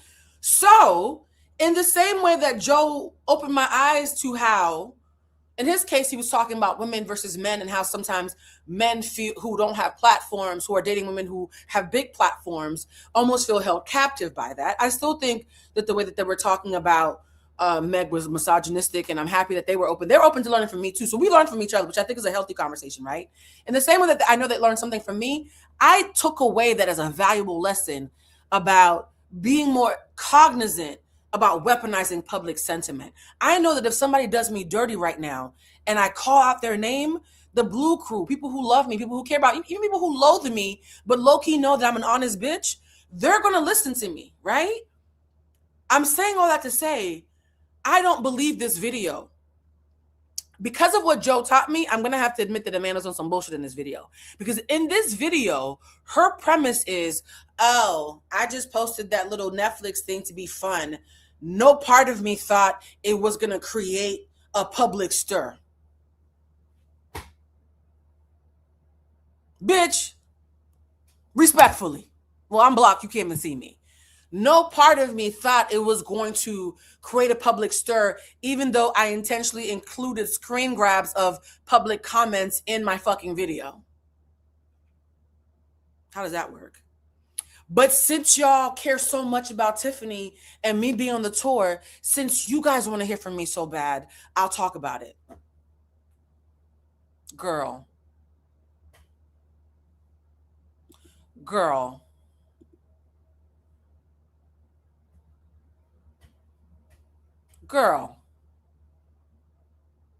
You posted that video because you were salty and you wanted to be trending and you wanted your name to take over all of the marketing for Insecure's tour so that every time people thought about the tour, they would know you weren't going to be on there and that your folks could attack those who were excited about coming and dim their light since you couldn't be included. Can we all just call a thing by its name?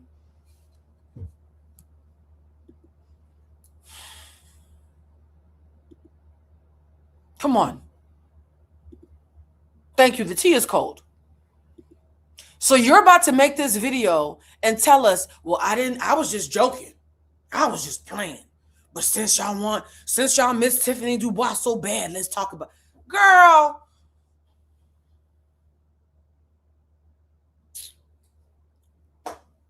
Now that Joe's opened my eyes because I can't unsee it. Now, even when I open my mouth, I gotta be careful. I'm like, I don't want to weaponize the Blue Crew against nobody. I gotta be intentional.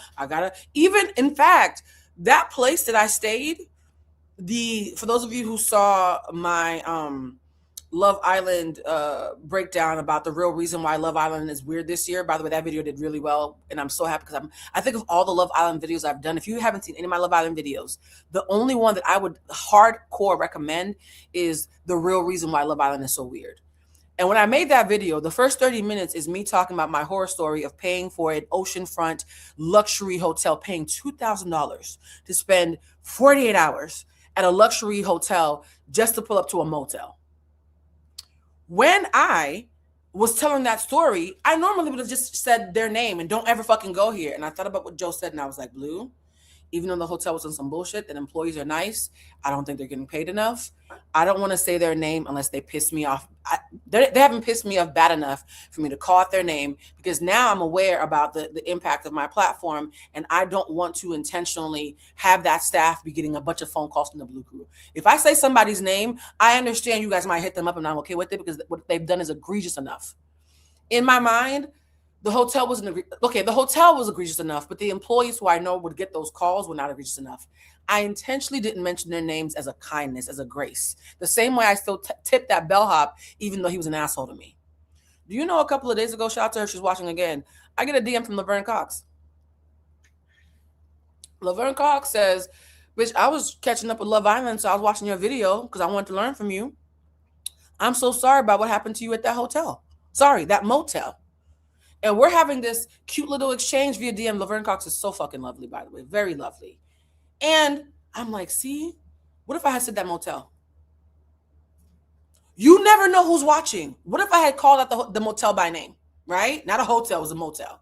So that's just to say, Amanda's been at this way longer than me. I might have just fully sat with the impact of my words online when it comes to calling out, shaming the devil that are late people. But Amanda's not new to this shit. Wasn't she on My Cousin Skeeter or some shit? She's been doing this since she was 7 or 8. So again, it's dishonest as fuck to make a video where you're going to pretend that you didn't know this was going to happen. I thought your tagline was I be knowing. How's it you be knowing, but you could miss the obvious? You can't have both. Either you be knowing or you miss the obvious. Yes. So she's doing this video under the premise that I'm only doing it for y'all. So let's have a teachable moment. So that young man who walked up to me at the Where the Black People At party in Miami in 2024 and said, you remind me of Amanda Seales' non-evil twin. I was deeply offended when he said that because I don't want to be compared to anybody and you don't have to disparage her in order to make me feel like you appreciate my work. And however, this video very specifically is where that statement makes sense. Because you guys, what have I been talking about in these lives since 2019 when I started doing them on Instagram and then moved them over to YouTube last year? For 7 years, I have been doing lives on social media about a lack mindset versus an abundant mindset. So how do you think I felt when I open up this video that's on some bullshit and Amanda is using the premise of a lack mindset versus an abundance mindset in order to excuse her behavior? I don't want to say I was offended, but watching the kind of work that I do be used for personal gain to teach people the wrong things, it pissed me off.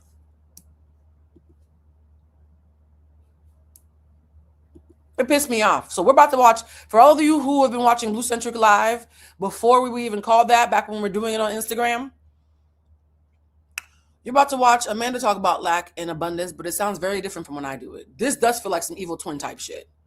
It's like, y'all are taking this insecure thing too far. Like, it's my experience. Otherwise, it felt like, what's the point? However, seeing the visceral response from fans brought me... Seeing the visceral response that you courted on purpose. What are you okay.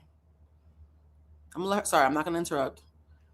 There's a certain level of bullshit where the stench gets so loud it's hard for me to keep my mouth shut, but I'm going to do my best to shut the fuck up and let her spin this in a way that I find incredibly manipulative and harmful. All the way back to when I took the Black popular culture class that Professor Donna Ayin Davis taught at SUNY Purchase, and she really drilled home that art for Black folks, particularly in the United States, is not simply just about entertainment. It is political because... I agree. Art is political for people of color and marginalized people who lack representation. I agree with that. It is our representation, and in our own voice, that is something that we rarely get. So our characters and our stories are not simply just meant to entertain. They are literally meant as proof of life. And so... Yes, I agree. You guys, I'm going to keep on stopping to say where I agree so you can spot where the bullshit shows up. Because the most dangerous liar is a liar who is hiding behind the truth. One more time for the folks in the back, and we will play the dogs after this segment because I'm pissed. The most dangerous liar is a liar who is hiding behind the truth. That made me say, okay, I need to talk about this further, but in a greater context. Right. Let's talk about the difference between lack and abundance. Oh my God. I'm sorry. Amanda Seals talking about lack and abundance is doing my head in. As somebody who's been teaching about this for 20 years, and this is literally like the cornerstone of all my work, I'm shaking. Sorry, I'm gonna let her cook. I'm gonna let her get this off. I'm gonna let her use all the valid points that are used for good and let her use them for personal gain and just shut the fuck up. Okay? Blue, shut the fuck up. I love you, Blue. Just shut up. Let the girl talk. I'm gonna let her talk. Go ahead. Lack conversation is, why would Amanda expect to be invited to the Insecure reunion? An abundance conversation is, why were amends not made so that Amanda would be present at the Insecure reunion? Bullshit. A bullshit. A bullshit. A bullshit. I think I put that in there because I know I was going to get upset. Her premise is that it's a lack conversation to hold her accountable. It's lack to hold her accountable.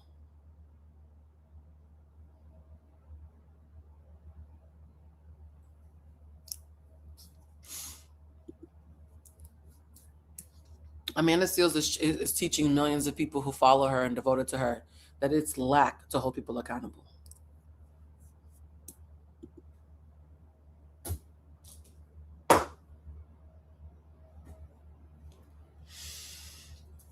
Y'all gonna have to give me a second because it's not easy to offend me.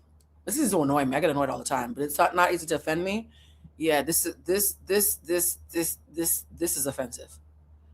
For those of you who follow Amanda and believe this, accountability is not lack.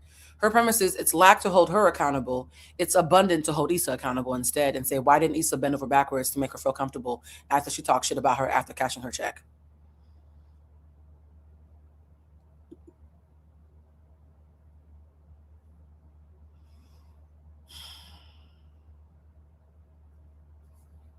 I'm gonna let this play. Ultimately, a reunion tour for a TV show would be all about pleasing the fans of that show. That's the goal. So ultimately, as a creator, Issa Rae should only care about pleasing her fans and not care anything about the safety of her and the other creatives who have dedicated a decade of their life to the show, who also need to be held safe. So fuck Issa, fuck the creatives, fuck Penny, fuck everybody else associated, fuck Emiani OB and all my friends who are good humans who've never said us. When I tell you nobody that I know from Insecure has ever said us a single bad word about Amanda, even when I'm around. When I get around, they get quiet. I get mad like, yo, that's fucked up. And they be like, Blue, Godspeed to her. We wish her the best. In private. When I tell you nobody on that team talks shit about Amanda Seals, even when there are no cameras, they show this girl so much grace. I think that's why I'm getting so mad. No cameras. Nobody around. Vow of silence. Nothing but grace.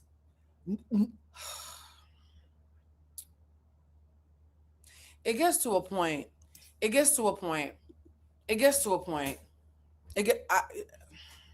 I'm gonna let her finish this so we can play the dogs. I would suggest that the fans of a show want to see the characters that they have aligned with. There are many people who have said they didn't give a damn about Tiffany. However, I know, because I experience it on a regular basis, there are so many women in particular, mothers in particular, who very much aligned with Tiffany's journey through postpartum depression and really connected with me like in person to say thank you for portraying that in such a realistic way.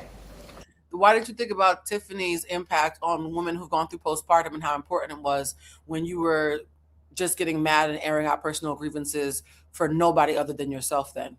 If you thought that there was a moral responsibility to all the Black women who saw themselves in Tiffany, and you had personal trivial grievances against your castmates, and you saw that they had personal trivial grievances against you, and they shut the fuck up for the greater good, they shut the fuck up for the fans, they don't even speak ill of you behind closed doors because they just wish you well. Why didn't you follow suit then? Why do we suddenly care about Tiffany and her legacy after you've gotten to run your mouth? Which is also why, the performance of stories on Members Only is about to start in like 10 minutes because we started super late because there was a technical issue, but we're starting, once this is over, I'm going to take 10 minutes to pee and grab a snack and jump into bed. We're doing Members Only from the bed, child. I'm about to lay in the bed in Members Only. But once we start the Members Only, you'll know because this will ending and then we'll get a 10-minute break. But let's let her finish cooking so I can be done with this. Screen is so imperative because humans, we need to be seen. On a larger scale, I'm always thinking of how do I show up in abundance versus lack. The only thing I hate more than a liar is a liar that thinks I'm stupid. I didn't always think that way. However, as I have grown, particularly in the last 3 years, spiritually, intellectually, communally, that has definitely been a shift. And the difference between lack and abundance is important because lack is patriarchal and it deals with the failure to see growth, to see expansion on a communal level. So, abundance, on the other hand, is matriarchal and is about restoration. And so the difference is imperative to how we even view our role in resistance on a much bigger scale. While I have you, if you'd like to hear me talk about things on a abundance level, you can check out my new radio show on Tavis Smiley's KBLA Talk 1580. Wait, this is a commercial? Sorry, I didn't get to the end. She said all that to as a plug to her new show. Okay.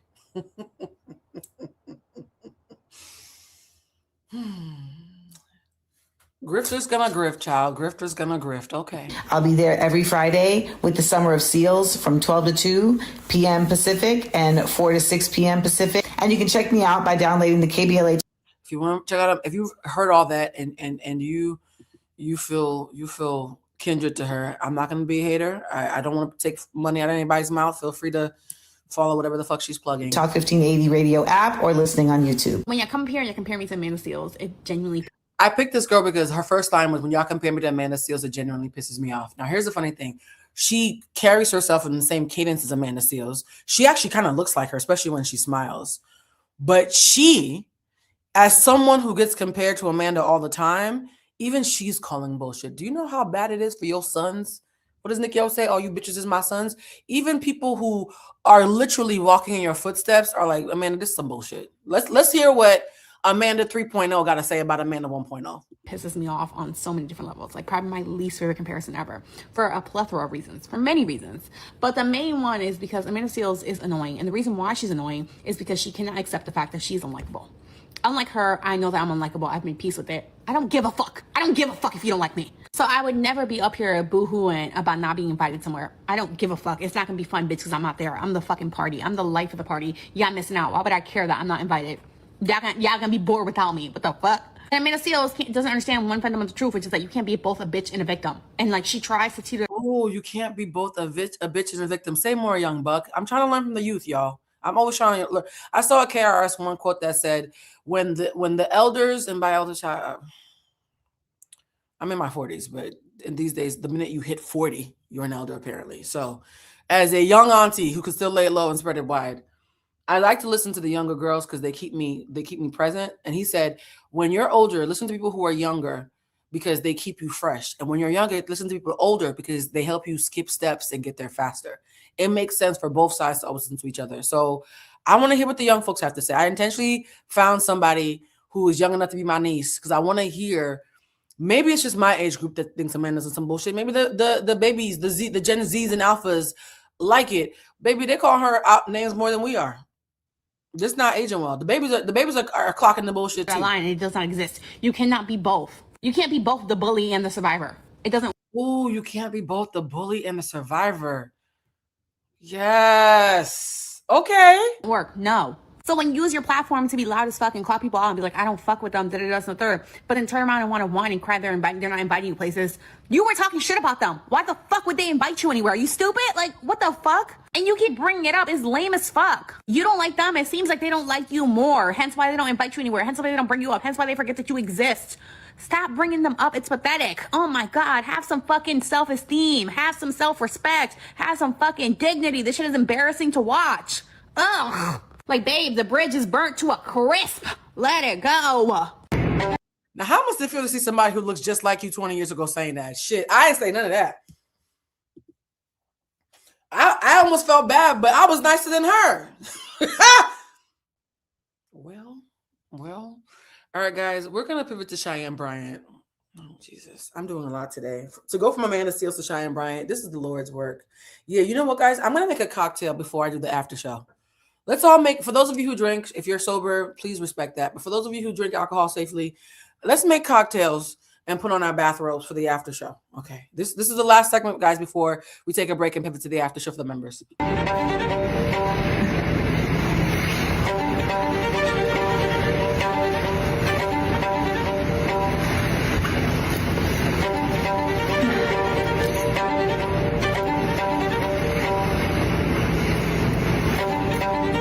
Of course, Cheyanne Bryant, you guys, this trend is supposed to be 10 seconds. Why is Cheyanne Bryant just hitting replay on the music for like a minute while she gets dressed like fucking Mr. Rogers' Neighborhood, taking off his shoes and his sweater? This woman has so many narcissistic leanings and traits. She's like, nah, I need more than 10 seconds to troll. Run that back 8 more times while I get dressed.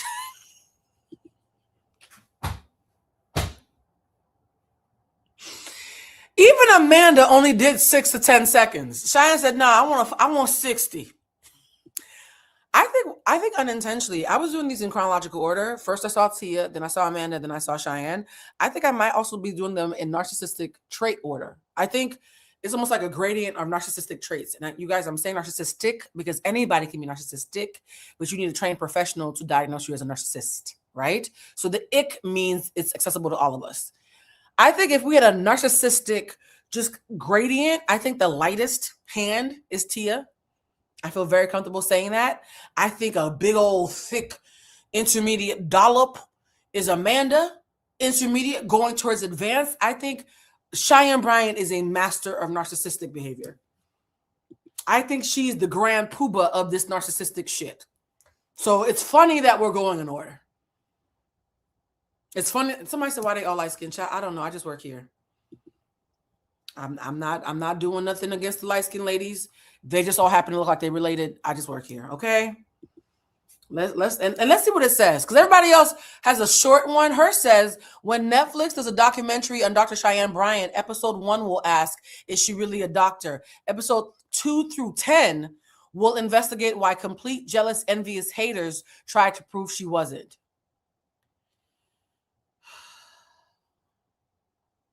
You guys, everybody else is making a joke about a Netflix documentary. Cheyanne Bryant is making a joke about a 10-part limited series, and she wants us to read her outline. I can't.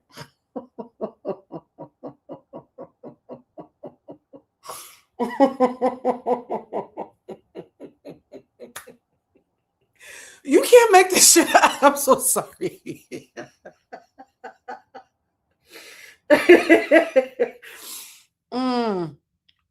She's not well, So I'm gonna just go. I was gonna wait until we were done to go to the bathroom. I don't mind peeing through this. I'm about to take a bathroom break while Cheyanne Bryant terrorizes the rest of you. I'll be right back.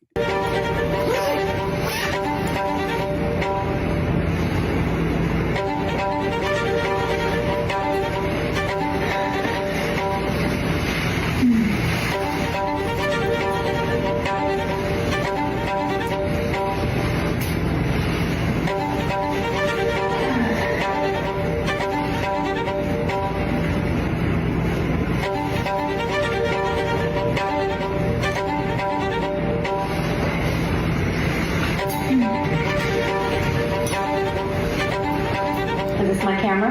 Oh, this is my camera? Oh, this is my camera?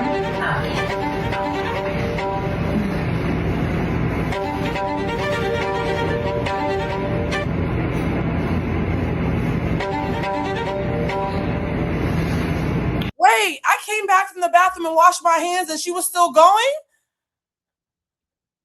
Okay. Wait. I peed, washed my hands, walked back, and she was still going. I'm so sorry.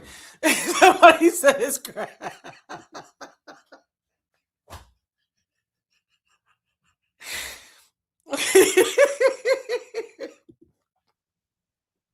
I'm sorry. Okay. Y'all, she's what you guys. Okay, I'm so sorry, guys. This is ridiculous. Somebody said, I will never forgive Blue for this. At some point, when I went to wash my hands, I said, that can't be the same music playing. Okay. Well, let's see how, maybe the 10-part series is this. Maybe this is the 10-part series. Is she dressed yet?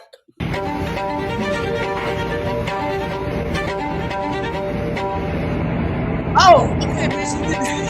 See, the folks didn't piss me off today. The folks didn't piss me off today. Because, baby, we forgot about her. Let's not even sit up here and act like we, really, remember. Like, we forgot about her. We have moved on from her. So who do we have to blame for this? Jeff, the internet. Having a wall full of honorary degrees and also a patent on your name is truly diabolical. But here she is again, gaslighting us. Now I want the people who actually did the work, who sacrificed, who actually have those student loan debt, all that. I want y'all to chime in. Where can you buy one of these? How do you feel about, Amazon just selling this and you can just put it on straight out the box? She didn't even earn it. All she wanted to show y'all was, yeah, I'm that. You guys, not only is it wrinkled, they did find it on Amazon. It costs $109.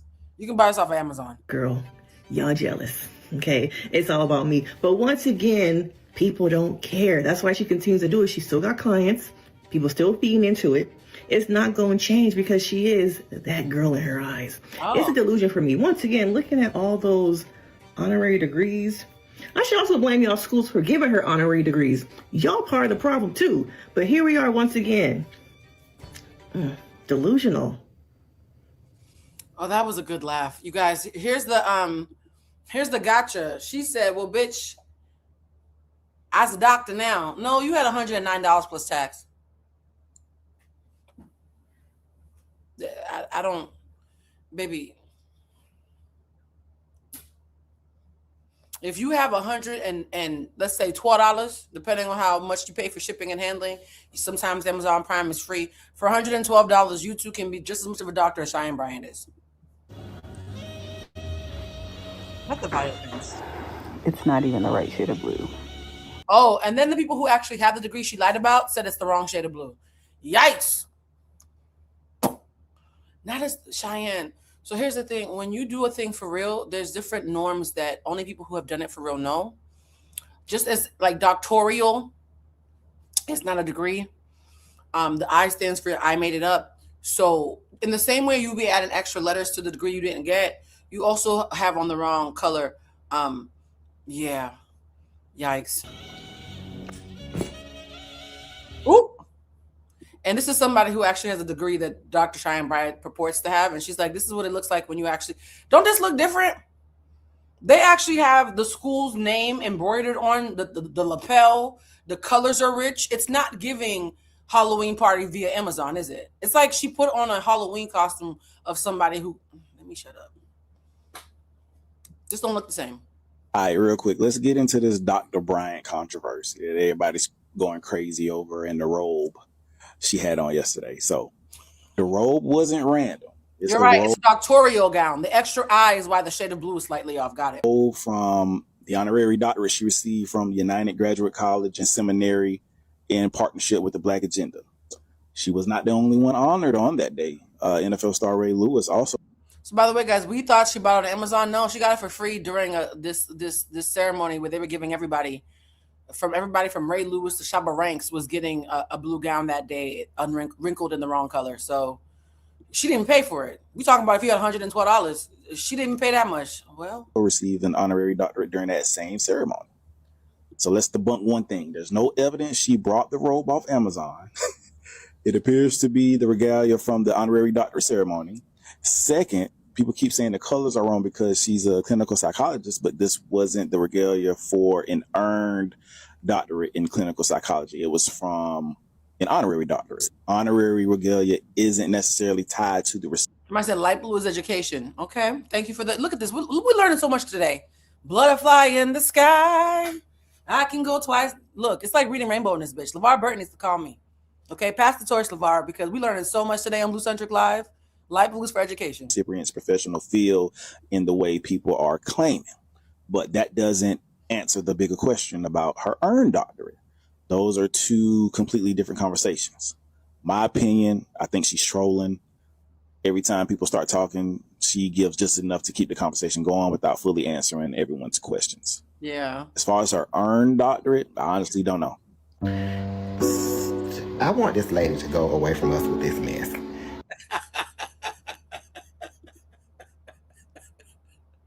I don't know why he tickles me so much. She's like, I want this lady to leave me alone. I feel like we all feel like this. You have done everything but just show the damn degree. Mind you, there's a wall of degrees behind you. You're not going to tell me that one of the highest level of degrees that you can get would not be plastered in the center of. That's true. Why have so many honorary degrees and not center the big one? All of these degrees. Like somebody said, you really would have ate this up if you sat down with the degree. Once you put this robe on, then you showed us the degree, ma'am. They done already pulled this robe up on Amazon. And the people are saying when you graduate from a school, there's the school embroidery. Yeah, the lady who had the real color for the degree that she was claiming to have, that beautiful maroon. You guys saw, I noticed there was two really pretty stitched, embroidered, like something like a crest or something from the school on the lapel. This really, like, jokes aside, this actually is looking like the Party City version of the real thing. It's on the robe. There's no school embroidery on your robe. Leave us alone if you can't produce the. We did a video about Amanda defending her. Feel free to go watch that in the Blue Centric Live podcast playlist. Hey. Well, for those of you who are saying she needs to go away, she's not going away. You know why? Because I found this video. She's been trying to get put on for decades. She was in the B2K video. Did anybody else know? Am I new to this? Am I late to the party? Yes, an emblem. Thank you, my love. Apparently, she's been trying to get put on since the B2 and the K. Mowry and them. Little Fizzle Pop and them. She's been trying to get put on since then. And there's receipts. Let's see.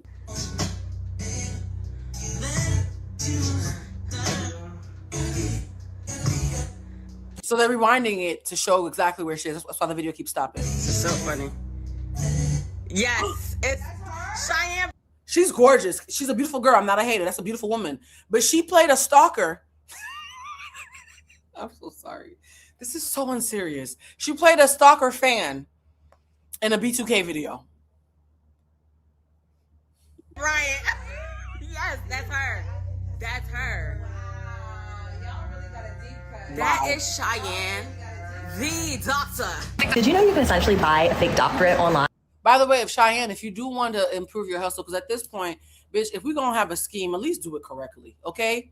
As somebody who has, a repertoire of helping people being a fixer, but if you're going to do this, Cheyanne, I need you to take $1,000 out of your Bitcoin or your savings account or your piggy bank. Take $1,000 and spend it on a fake doctorate so we can finally dead this. For $1,000, you could just keep lying and this grift could be taken to the next level. If you want some advice, here we go. Yes, guys, I got to the point where the lady is annoying me so bad I'm about to help her. And I know this because a guy I used to date did it from online for like $1,000. I don't know about this woman who they're saying she faked her doctorate, whatever, but I do know I was seeing this guy in early 20s, so like I get an excuse. And like while we were together, like there was nothing, there was no schoolwork, nothing. And then 3 months later, I see on Instagram or like LinkedIn or something that he is now going by Dr. Let's call him Williams, Dr. Williams. And I was like, also I'm getting my hair colored right now, that's why it was wild. And so I texted him being like, you aren't getting a doctorate. And he's like, well, clearly I'm a doctor now. I was like, of what? He's like, theological studies. This man spelled God with a lowercase g, like all the time. He didn't know anything about religion. I'm not being judgy, but like you literally just bought a doctorate offline for $1,000. Like there are places online that will do that for you. Also, this isn't a cold sore, a dog scratched me. And people are like, oh, why would you want to buy a doctorate? One, people love clout. And two, because he's going over here like talking about like, oh, Dr. Williams said this, Dr. Williams said that. Like learn from Dr. Williams. And like he's not doing like medical stuff, even though now he is selling peptides. I don't know, early 20s problems. And one of my friends asked, she's like, why would you do that? I'm like, because you can like, you know, assume authority. Like people are like, oh, this person knows what they're talking about. Even if there's doctorates not in the field of what they're talking about, you know, people still assume they're like, oh, this person went and got a doctorate. And I'm not saying that woman's lying. Like I honestly haven't been keeping up, but I did zoom in on her picture, and one of it was like Harvest Christian University or something. And I did see online, like I went to their site, and like they hand out like honorary doctors to people like to Busta Rhymes. So wait.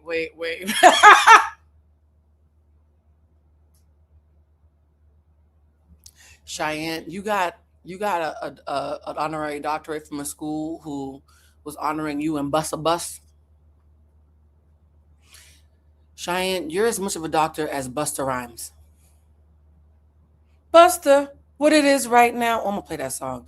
Girl, at this point, this just feels like comedy. Somebody said, well, why would she bring back the scrutiny? Because she, as the most narcissistic person that we've covered tonight, she's addicted to the fame and to the attention. She missed being on y'all's tongues. I don't know, but I just thought that was interesting because like people didn't know you can buy a doctorate. Wow, that's good. That's real good. And honestly, I'm gonna block you right now. Thanks. You guys, I need you guys to know, look, she was the stalker in the B2K video, child. We didn't make that up. We just report the news, okay? But if y'all want a Cheyanne Bryant, costume for October, Halloween is my favorite holiday.